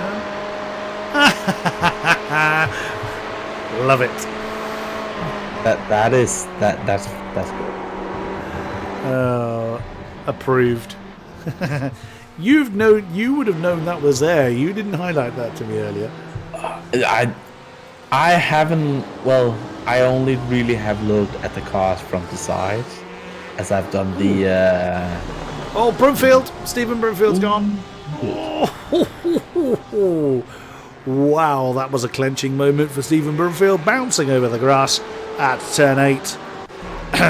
Just by the merest of margin, get that out of the wall. Just always count your lucky stars whenever that happens. Maybe go buy a lottery ticket, because you're always dead certain that you're about to hit the wall, and then it doesn't happen, and you feel so relieved, but also so scared at the same time because you thought your race was over. The Nader League has just overtaken Yardley for P18. P18, yeah, not a class overtake, but still a movement through the field there with Stephen Broomfield at the bottom of the shot. Yeah, new underpants needed for Broomfield, I think, because he was so close to the wall. And Dove and Mariani, a sour Dove in that heavily damaged Ford, has gone past Michael Mariani, the AM leader. She's still racing. Oh, no, beg your pardon. No, Michael Mariani was the former leader. Yusu Utala is now AM leader. 2.5 seconds ahead. So, yeah, whatever trouble that Michael Mariani was in, we didn't see it, unfortunately. But newcomer Rutala is now in the lead of the AMs. And a driving billboard for me. And a driving billboard for you. Just to highlight what we mean, we go to... Oh, wrong one. Well, it's just to highlight the fact that it is... that is our graphics god. As Domino himself as Cooley is... Ah, that's Ryan Cooley in the pits. Serving his second stop. As Lawrenson is getting really, really close to Woodford. This is... I think Woodford needs to give this up. He is getting really pressured now. And I think Lawrenson will give it a go here. Gaillard, Paolo Martins have also come in, so we're seeing people serving their second stops. There goes the BMW on the inside of the Porsche, but can't slow it down. Oh my goodness me! Woodford really had nowhere to go. He wandered too far as well on turn 12. And Andreas Lutis has got the best view in the house of the entire battle going on. Wow, that Porsche's loose. Coming through that last turn as we jump on board with Andreas Lutis. Still our apparent leader by, oh my goodness, 9-ish seconds. He would really want that, not, guys, don't fight, because he is in the lead and that could easily have gone wrong for him. Ooh, that's someone coming out of the pits right ahead of them. That's not Paolo Martin, so he's just on his way out of the pits. Cooley. Yeah, Cooley. Ah, it's Ramo Cooley. Very wisely got out of that. That could have gone horribly, horribly wrong. But quite sensibly kept out of it. Amazingly, we haven't had anyone hit the incident limit, and we still have a few on zero. James Pinsker and Andy Gorton are on zero. In fact, they're the only ones on zero that I can see. Oh yeah. Well. But that tends to happen, once the race has kind of settled. That you'll find into your groove and your rhythm, and then you don't really make the mistakes. Sometimes the mistakes also just come from being in traffic, and you have to keep an eye out for 5 cars around you while trying to brake for the 150-meter board. So, as I say that, who was that off? One of the Momano was just off in the penultimate corner. What did he do? He just braked too late. Oh, that's down in turn 12. Yeah, you know when you commit whether you're going to make it or not. As he's just pitting. And he comes. And he comes indeed. Pinsker still holding on to that half-second gap between himself and Rainer Talvar. James, now you have the inside scoop here. Which one of these two are the fastest driver? Well, if I'm going off base talent, I would say Rainer, and I think James would agree with me on that one as well, because Rainer does karting in real life as well, and I think he gets a bit of it from there. And so, yeah, he just has a lot more natural pace, but James is still a very smart driver. There have been times where we've questioned strategies, but overall he does think a lot in his driving and his strategy. So I think that's where James makes up for it. He has had the disadvantage of being in the Ford in Sebring, but last season... Oh no! Big incident for Sebastian Riedmüller. Sorry, James. Cutting you off so many times. He's overcooked that one to turn A, bounced off the wall, and he's very slow to recover. He hasn't recovered back to the pit, so he's actually still in the race. Now he's gotten going. Sebastian Riedmüller, very damaged and very much Woodford is in the pits. Most of the time. And he's been there quite a while. I wonder, is he going for a tyre change? Yes, I've just seen him drop off the jacks. Yeah, I've just seen him drop off the jacks. So he should be going any second now. Ooh. He's down. Well, he's now, albeit with a pit stop, but he's now going to be amongst the 26th, 27th position mark. And that You did see damage on the car though, so that would explain why he's been in there so long. But he's now going to be almost 2 minutes. The lead he's getting close to being lapped. He has been lapped whilst he's been sat in the pit stop. Yeah, it's just it's just gone from bad to worse, really. Now. Yeah, and he's still there. He still hasn't moved. So it's oh dear, oh dear. It's a bad run for Ross Woodford. Michael Edens and Arjen van Putten continue their scrap for 6th position. Andy Gorton is in the pits. That's one of the VEC Ferraris. I'm assuming it is Gaillard. No, it's not Philippe Gaillard. Not sure who that is. That is coming out of the pits. Riethmüller? It is indeed Sebastian Riethmüller. Coming out. Ooh, who's he coming out right in front of? I can't see if that is. It's one of the AM BMWs. Andy Gorton's come out in 12th position. In between Tom Hooper and Rick Van Dorn. I'm wondering whether will James and Rayner come in at the same time again? Well, it's they pitted on lap 14 last time around, and now we're on lap 28. So the maths would say that one of them at least will be coming in.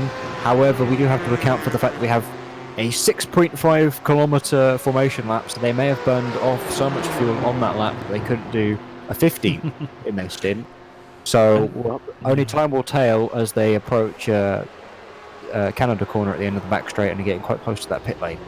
And the question is also if Penske have saved fuel by being behind for the entire of the distance. So as he were, ahead for quite a few laps, so he might have been close to actually getting that one lap. Let's see. Also, it might be a case of come the final stint, his Ford tyres are going to be in a better shape, and neither of them pit. So perhaps it was that formation lap that took so much fuel out of the tank that they couldn't do a 15th in their stints. Could well be. Oh, Daniele Mamano's hit 18 instant points. And he was in the pits only a couple of laps ago, so oh dear, that's going to make his day even worse. As I think Woodford is calling quits, he is still in the pits. Still in the pits. Yeah. The damage wasn't. Oh, he's going. He's going. 3.5 minutes he was stationary for. Ouch. Basically, race over. Yeah, essentially. The front field is so far away that getting points is not really on the board. Well, unless a meteor lands on the track somewhere. Well, I don't think iRacing has programmed those in, but there was a patch today, so maybe it's a hidden feature. Quite a few people coming in now. Roberti Edouard. Down. No, he's going in. Oh, just Woodford, he was slowing down, but just to let people through. Yeah. That's got to hurt. Our champion is letting race leaders through, and he's even weaving for tyre heat. Goodness me. What else is going to go wrong for Ross Woodford? And now the only man, I think, with 0 incidents on the board is this man, James Penske, as Alex Bennett has put one on the board somewhere. Still weaving the way through the back end of the course, down to turn 12. Can't see, that must be, is that Dancy they're catching up to? Yes, that's Craig Dancy. That is ahead of them on the road. He pitted not that long ago, so when these two make their pit stops, he'll not have to sort of wait for them. He'll essentially be released from the blue flags and shouldn't have to slow down for the leaders. And in they come in line the stern again. Now, I did wonder actually on the last stop whether Rayner short-filled to try and beat James out, but they were literally near as damn it the same length of time stationary for. So let's see how this shakes down. There goes Blair Mann taking over the lead. One thing I do remember Rayner mentioning was that he was basically, he's not using the pit limiter, he's doing it manually for the pit stops because the pit lane is so long and the pit limiter doesn't set you up to the pit lane speed. It's normally about a kilometre an hour slower. So there is actual time to be gained if you can perfect it. It's a risky strategy, but you can just see as he goes through the pit lane that he's pulling time on James and has definitely done the same again. Oh yeah, definitely. So Blair Mann now leads the way. Arjen van Putten 2, Rayner Talvar 3.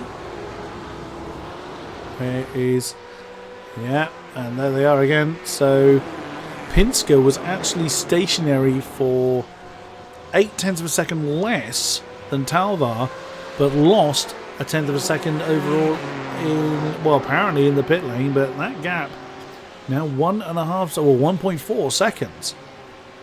Yeah, I'm just having a watch back just to see what happened. Really, I think the thing is that also, because James qualified on pole, he has the stop at the end of the pit lane, and by the time he's actually got out of the pit lane, he's still not up to speed. So that 1/10 loss in the pit lane might not be a quite accurate statistic. He also looked like he was slowing down. There were a car getting out between those, so he was like, "Ooh, that'll do it." So he just lifted a bit in the pits. I see. Man continues to lead the way. He is catching the back of... Is that Dan Alpole? Nope.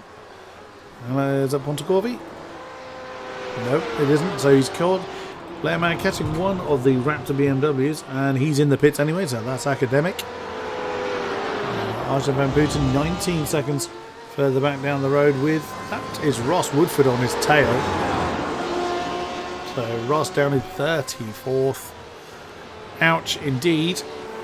I'm assuming Arjun's going to come in this time. It's not a really good, start for the defense of his championship. Hasn't gone well for Mr. Woodford, has it? But Blairman and Arjen van Putten come in and going to hand the lead and second spots back over to Reiner Telvar and James Pinsker. But if James wants that lead back, he is going to have to do it the hard way. And against someone like Reiner Telvar, that's going to be the very hard way as well. Well, Reiner's definitely got the momentum at the moment, finishing in top spot P1 last time around at Sebring. He didn't do as well as James, I don't think. I think actually no, he was running with his teammate at the end of last season. So, but Reiner's been on a bit of a roll through the races in the GTE league, and has definitely found a bit of pace this season. He switched to the BMW, which, I mean, now that the Ford has been buffed, might have been a wrong decision, but back when he made the decision, it was definitely the right call, and it's definitely proving good for him because he's currently at least got one win, possibly two, but maybe a second place, maybe something could catastrophically go wrong, like a meteor hit, as you were alluding to. But he's definitely at least shown the field that he has what it takes to compete for the championship so far. Undoubtedly. From experience in all the cars, actually, I feel like the BMW is the one that you can really push, where you can be closest to the limit without it saying, now you're dead. So that, it might also just be that he can really get more out of that car. Might be faster in the Ford, but he might not be faster over a whole distance. Fair point. Fair observation. That the season is long and the race still has 16 minutes to go. Anything can happen, and Rain is certainly not breaking away from James. It looks like that gap has pretty much stayed the same. Stayed the same until James got to the final corner, and he's just lost about 3/10 in one turn, and that has given Rainer a 1.6 second advantage as they go on to lap 32 out of an estimated 39 lap. We'll have to see if that does change, but it appears it's going to be 39. Interesting. My overlay still says 40, but it does tend to come down. It can go up, but it tends to come down by a lap, so we will see. Mine is saying 38.8 laps, but unfortunately we can't have 0.8 of a lap. Yeah, the checker flag man legs it. Tries to get like halfway around the lap. Well, 2/3 of the way around the lap. Well, we know that he's quite enthusiastic. That's true. The man with the flag around here, so we wouldn't put it aside him. There's a great scrap here. Thomas Lagney and Craig Dancy. Whether Lagney's made a bit of a mistake or he's letting Craig... No, he's not letting Craig go at all. Side by side coming into turn 12. The Team Tepper boys, or more of the Team Tepper boys, are fighting each other, but Craig Dancy does make the move, stick up into 20th position with a very, very damaged car ahead of them. I do not know who that is. Simone Cecchi. Oh my goodness, Simone Cecchi is in 39th, which is ironic as we have 37 runners He's still some time behind Sylvie Moraine and Isaac Gayen, who have retired. Oh dear, oh dear. So his day getting even worse. That, you know, as I've said before in the Formula 3, once a part of your car is doing another lap time, that's never a good day. Yeah, very, very true. Marvin Sluman, Rick Van Dorn and Roberto Edouard. And a bit of a scrap here for 10th position. Or Roberto Edouard's in the pros. Van Dorn and Marvin Sluman are actually fighting for second in the Pro-Ams. The Pro-Am leader, Andreas Lutus, is 12-ish seconds down the road. So podium still up for grabs, or which podium spot is up for grabs between these two. Ooh, Craig Dempsey on 20 incident points now. He's only got another 3, isn't it, before he gets automatically disqualified? Is it 23?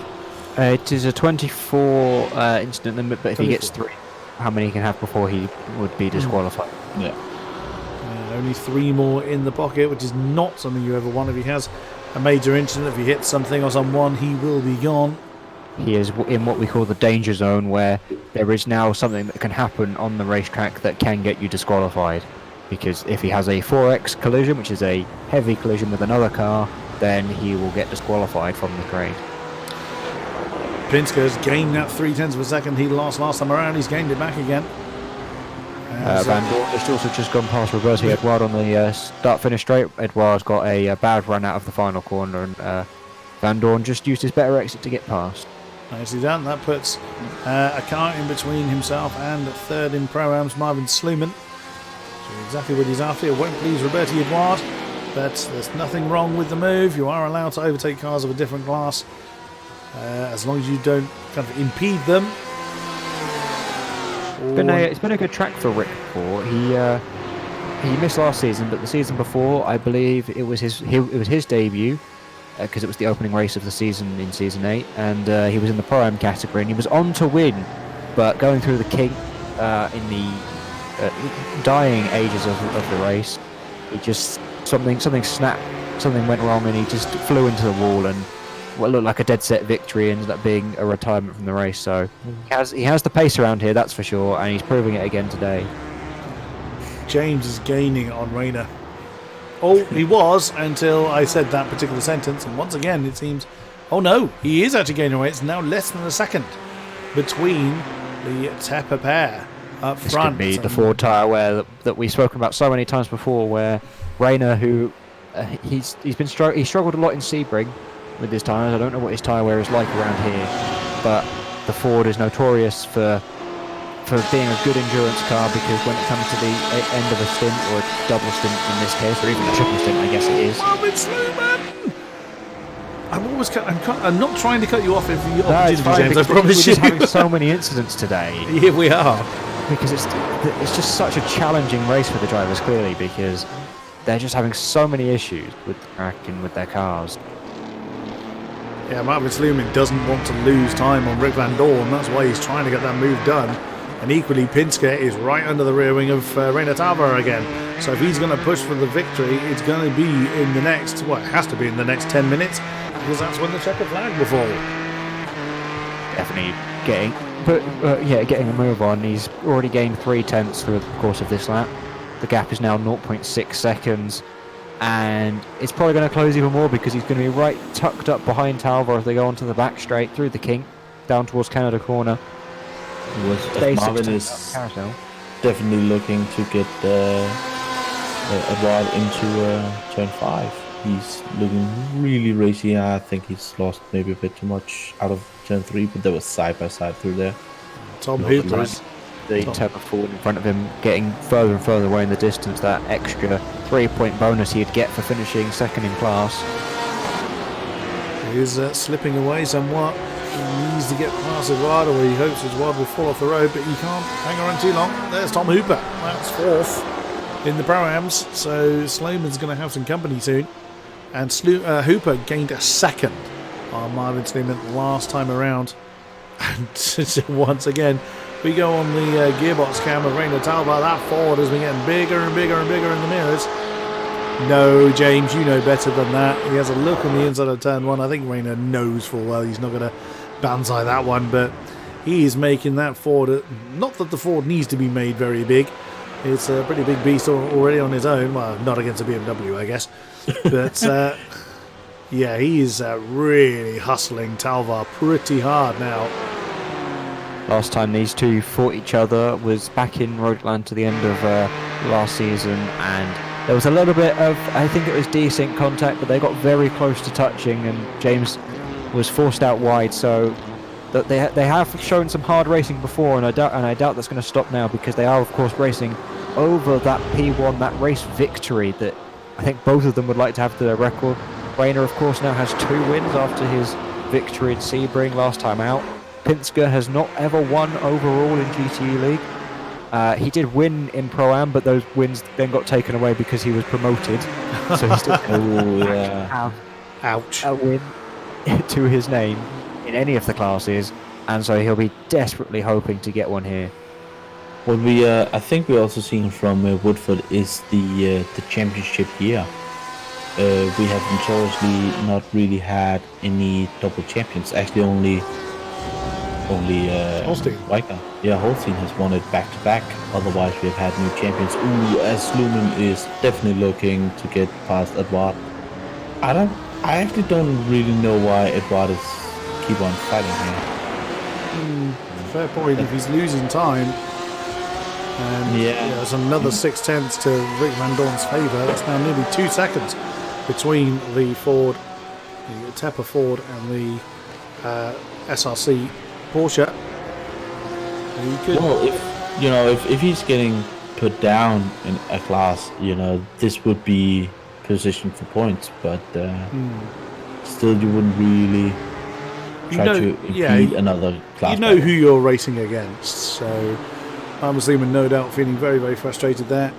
Alex Smith, Chris Yardley, Martin Nadlik are all very close together as well. That's for 14th overall, and that is for fourth. Yes, fourth in the Pro-Ams. Nadlik in the Pro class, so he's not involved in that one. And once again, that's James Pinter.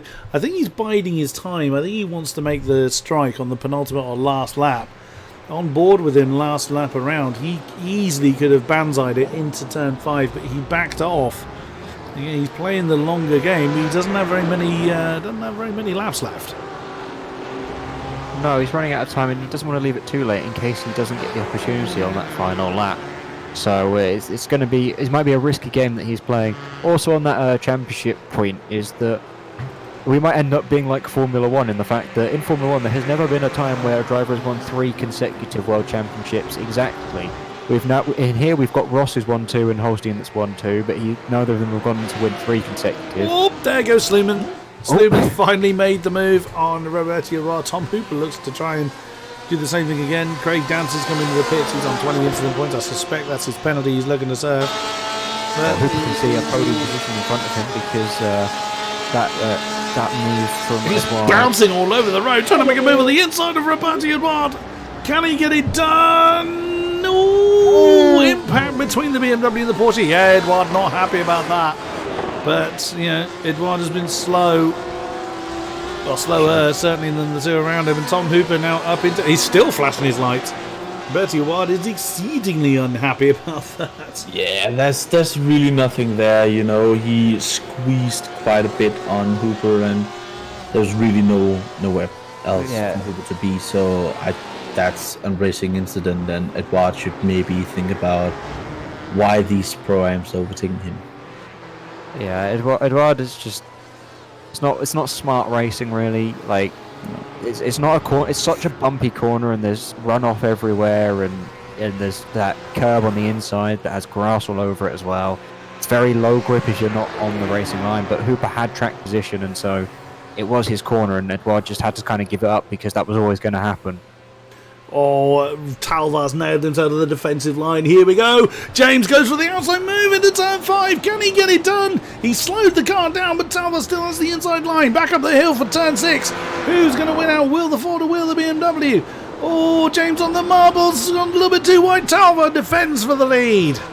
They were so close there that if there was any decent contact, James would have been spun around pretty much instantly. And there'd been nothing they could have done about it, and Team Tepper could have almost thrown away that 1-2 finish they've got here going at the moment, which is of course a hefty amount of championship points. It's 139 points, I think, in the constructors' standings that they're currently on for, and they are of course was the defending teams champion because of Holstein's internet issues that he had in the final race last season. Kind of gifted them the championship there. Very, very true. Ooh, as Bennett has just been off track. Oh, Riethmuller's off. Riethmuller's gone off. We'll check up on Alex Bennett in a minute. Oh, wow. Almost like complete brake failure coming into turn 8 for Sebastian Riethmuller. He's just about got going now. He has gone for the alternative weight saving. Removing the bonnets. Moving panels, yeah. Less than 5 minutes to go. Talvar and Pinsker come over the line for the penultimate lap. Or to start the penultimate lap. Really pushing that. He's not gonna let that one go. He wants that position. He wants that pole win. Oh, Talvar's not going to hand it to him around the outside. No, he gets squeezed. Talvar again defends the, which he's perfectly entitled to do. But now Pinsker, his best opportunity was probably going to be down here at turn 5. He's not going to be close enough this time around. He's only got one more chance to do it. He needs to go on the inside. You know, there's so much tire marble on the outside that he's just losing the grip there. So he needs to get it on the inside. And Talvar has just no grip left in his tyres whatsoever. He's struggling so much. But the problem is he's just defending the inside line to every corner. And what Pinsker really needs to do is on either the start-finish straight or the straight out of turn 3, then down towards turn 5. Those are the two best opportunities for him because he can get such a long slingshot run almost.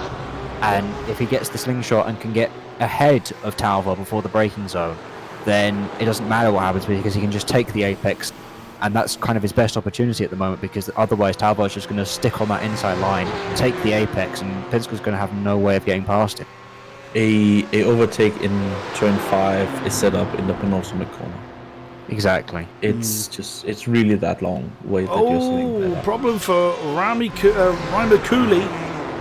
Oh, what on earth has he done there? So he's come through the carousel, Saradov right on his tail. Oh, that's fire. And wandered a little bit onto the grass, round he goes, bang! And that's a very heavy hit. Very nearly takes, I think that was possibly Craig Dancy that came through. And that is a very unhappy BMW in the hands of Ryan McCooley. Let's catch up with our lead battle then as they cross the line with 1.5 minutes to go. They won't get back to the line before that expires. So this is the final lap then. Pinsker goes for the outside manoeuvre. Talvar defends the inside line. No, he's not going to stick to the outside line this time. He's going to try and cut underneath. No, Talvar's defending the inside for 2. But that's going to compromise his exit from this turn. Oh, but Pinsker's been hung out to dry a little bit. Talvar, very smart there, covers off the switchback by parking it on the apex. Very, very good defensive move to basically stop the number 1 rule. And Pinsker's going to be in the slipstream, but he's going to have to use that outside line again. Talvar gives him no other option. Pinsker's so late on the brakes. Oh, Talvar. Oh. He has one more chance. Canada corner. Yeah, at the end of the back straight. Wow. Talvar doing a brilliant job on what must be rubber bands left on his tyres now, as Pinsker is throwing absolutely everything he's got at his fellow Team Tepper competitor. Ooh, the BMW looked a little bit ragged coming through the onto the carousel. Ryan McCooley has recovered his car back to the pits. He is out of the race. I know the overlay says 2 to go, but the checker flag will fall in 10 seconds time. These guys are quick, they're not that quick. On board with James Pinsker as we work our way through the back section of the track. The checker flag is out. We are awaiting. Is he going to drive it there? Is he going to send it? Oh, he's too far back. He can't do it into turn 12. Has Talvar managed to do it? Or is this just going to be a straight drag race down the start-finish straight? Oh, the BMW looks ragged. Through the final turn. No, James isn't going to gain enough, I don't think. He's staying in the slipstream nonetheless. But your winner here in Road America by the merest of margins. The line's a long way down, but not far enough. Rainer Talvar by 0.2 of a second from James Pinsker denies the opportunity for a win again to Smeege. Then it is Andy Gorton taking the third place spot. Blair Mann will take... As Tom Hooper is getting really close to Marvin, they're now getting into Canada corner. They were side by side into turn one. Let's see if Marvin can defend this one as well. Ooh, that is for the last podium spot in the Pro-Ams. The Porsche just manages to fend off the BMW. Marvin Slubin remains ahead of Tom Hooper. But will he manage to hang on to that spot as they come through the last turns? Ooh, the BMW's gone wide. And Marvin defending with everything he's got left. That's what he's got to deal with. They've both had a decent run for the final corner. The BMW could do it. Let's get on the job again. Who's going to hit the line first? It's going to be so close between Sloman and Uber. Sloman! Barely 0.03 of a second was that gap for third in the Pro-Ams. The AMS is going to go to newcomer UC Rotula. Very well driven in his debut race here. Michael Mariani about 5 seconds behind him. And Paolo Martins has taken third, but he's a lap down, has already finished in the AM category. What a race! What a race! What's the conclusion? I mean, we had so many small incidents, but there wasn't like a big thing going on. But just that final lap as well, there was such fight between the top two, and then for the final podium position in Pro-Am, 0.03 of a second. I mean, if the line was only a couple of meters further down the straight, we surely would have had a different driver on the podium. Very true. Michael Mariani takes the second place in the AMs, as mentioned. Paolo Martins already securing third in the AM class. Holy moly. Well, let's have a look then at the results without any steward's intervention. It is Rainer Talvar by the very small margin of less than 1.5 tenths from James Pinsker, and then it is Gorton, Mann, Bennett, Van Putten, Edens, Andre Lutus taking the taking the Pro-Am win, and Alfred Norton 9, then Van Dorn 10, Sluman, Hooper, Edouard, Nadlig, Smit, Yardley, Martins, Andre Martins, I should say, then Brumfield, Goodwin, Lagney, Halbol, Rotula taking the AM win, as mentioned, Mariani, Dancy, Boucher, Dove, Paolo Martins, Luke, Reithmuller, Gaillard, Mamano, Cooley, Santo, and Woodford, 3 laps down in the end. I mean, how often do we ever say that? Those that didn't see the flag, Rianda Henstra, Alessandro Pontecorvi did see the flag to 7 laps down. The rest, however, did not. Moraine, Chechi, Yayen, Schiff, Halliwell, Matios, Smith, Van Eyck, Zommers, Pari, Benati, Cooper, and Lodato. A lot of names that didn't quite make it to the end, but what a race. My throat is done. But absolutely amazing stuff. Yeah. I think that's interesting in this league. Yeah. Right, shall we see who wants to have a chat to us? Let's just get the music running. Who is available to have a chat? Sarah Duff, of course. Sarah is always very keen to have a chat, even when she's had a bad race, so fair play to her. Let's have a chat with Sarah Duff. Hello. Well, this course bit you very hard, didn't it? You were involved in quite a lot of heavy incidents. Talk us through it from your side. I think Road America is a curse for me. I've had like 3 good races at Road America. Oh wow. I don't know, it just seems to be one of those tracks like Road America, Imola, Monza, Daytona. They don't like me. How is that possible? How could anything and anyone not like you, Sarah? I don't know. How does the Ford feel now? I mean, as much as it's well, in my mind, 5 kilogram weight reduction is a fairly small change. How does it feel to you from your perspective? Is it drastically different? basically the same. Maybe just a little bit faster. But yeah, it's still the Ford. It's still, if you don't get it right, you'll die in a big fire. Or in your case, if other people don't get it right, then you'll die in a fiery ball. Yeah, yeah. And the lap 2, I was trying to overtake GC and braked into turn 1, and I think just all of the tires just locked immediately or something, because I just couldn't stop. Oh, dear. Unfortunately, pushed him off a bit. Any Then I had the whole first half of the race trying to get back, and I was catching all the people in my class, and I was doing well. And then Isaac spun, and I was looking at how much fuel I needed, and then I crashed into him. Ah, yes, we saw that one as well, I'm afraid. Any questions, gents?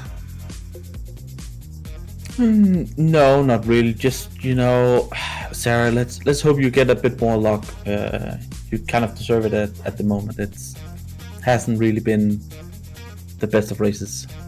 Yeah, I mean, I hope so. It's been 2 races, and I've used two of my drop weights, so Can only get better from here. yeah, I suppose. Well, we always enjoy chatting to you. We appreciate you taking the time to have a chat to us. Thank you very much, Sarah Dove. Right, we have our pro podium sitters, or 2 of them. Who should we chat to first? Probably right to pick the race winner first. Or we can take them both at the same time. Ooh. With that close of a finish. Not so bad. Let's actually do that this time around. Let's see if we're going to break up a conversation between James Pinsker and Rainer Talvar. Hello, gentlemen. Hello. Hello. Well, holy moly, did you make me shout about it with a really knackered voice. My goodness, that was very close at the end. Let's have a chat with you, Rainer, first of all. You took the lead early on, and then you must have really... You looked like you had a really hard time keeping James behind you. Talk us through it. I mean, at the start, I had obviously a really good pace because the Bimmer is known to be better, unlike at the start. But in the end, my tires were just giving up. I was keeping on the position for the sake of my life. So, I mean, was it it looked a little coordinated, the lead swap at the beginning. Was that an arrangement you 2 had, or were you just taking advantage of maybe James taking his eye off the ball slightly? Yeah, we arranged that because it was like obvious that I was faster at the start, and James was happy to let me by, and we just did the change. I see. And you, Mr. Pinsker, well, you certainly made Rainer fight to hold on to the win, didn't you? Yeah, I mean, again, through the first majority of the race, we were just working together really. But then when we get to the last 5 laps, I asked Rainer, I was happy to bring the cars home 1 and 2, so I asked him if he wanted us to finish that way, but now he said that I should go for it, so I gave it a go, but obviously not quite good enough. Cool. I mean, you really made him work for it. Let's be honest about that. We asked Sarah this, and we'll ask yourself this: the Ford balance of power that's just happened. How much of a difference do you feel it's made to the Ford overall? It's hard to say, honestly, because I don't know. There's not much evidence we have to go off of. I don't think the thing is, it was specifically written as a 5 kilogram balance of performance, which should never really make that much of a difference. So I feel like even if that balance of performance hadn't happened, I'd have been able to maybe get a podium today. So yeah, I guess I can be happy with how my pace turned out regardless. But it's certain to say that the Ford's looking like the best car of the 4 right now. Awesome. Any questions, gents? One from me is that We haven't seen a great defence from our drivers' champion, but if you of course, are our team's champions from last season, and off the back of a 1-2 and a race victory as well last time out, do you think it's possible to go for the team's title again this season? I mean, I don't see why not. I mean, I think this race was certainly a big moment because, assuming our main rivals are CRG, obviously, Chris couldn't race today, unfortunately for him, when we got a 1-2. So I think we're looking like favourites, I'd say. Awesome. Any questions, Nick? How are you guys looking forward to Spa? It's always, a track that all of the drivers knows well. Is it a track that favors, that you guys like to race on? Yeah, last season I did quite a lot of races there, and I enjoy the track in general. Don't know how good the BMW will be though, and I guess just the rules. I'll just drop it here now. If I don't win next week in Spa, then I'm never winning a race in this league. That is my best track, and the Ford goes well there, and the balance of performance is a perfect storm, really. I can't. I need to win that race, and this race got away from me. I mean, it's not a massive shame because I'm just happy with my best ever result and best ever result as a team. But next week I need to make it count. Awesome stuff. Well, we very much look forward to it. Spa is always a classic. I have no doubt that it is going to be amazing to watch. Thank you very much, Rainer Talbar and James Pinsker.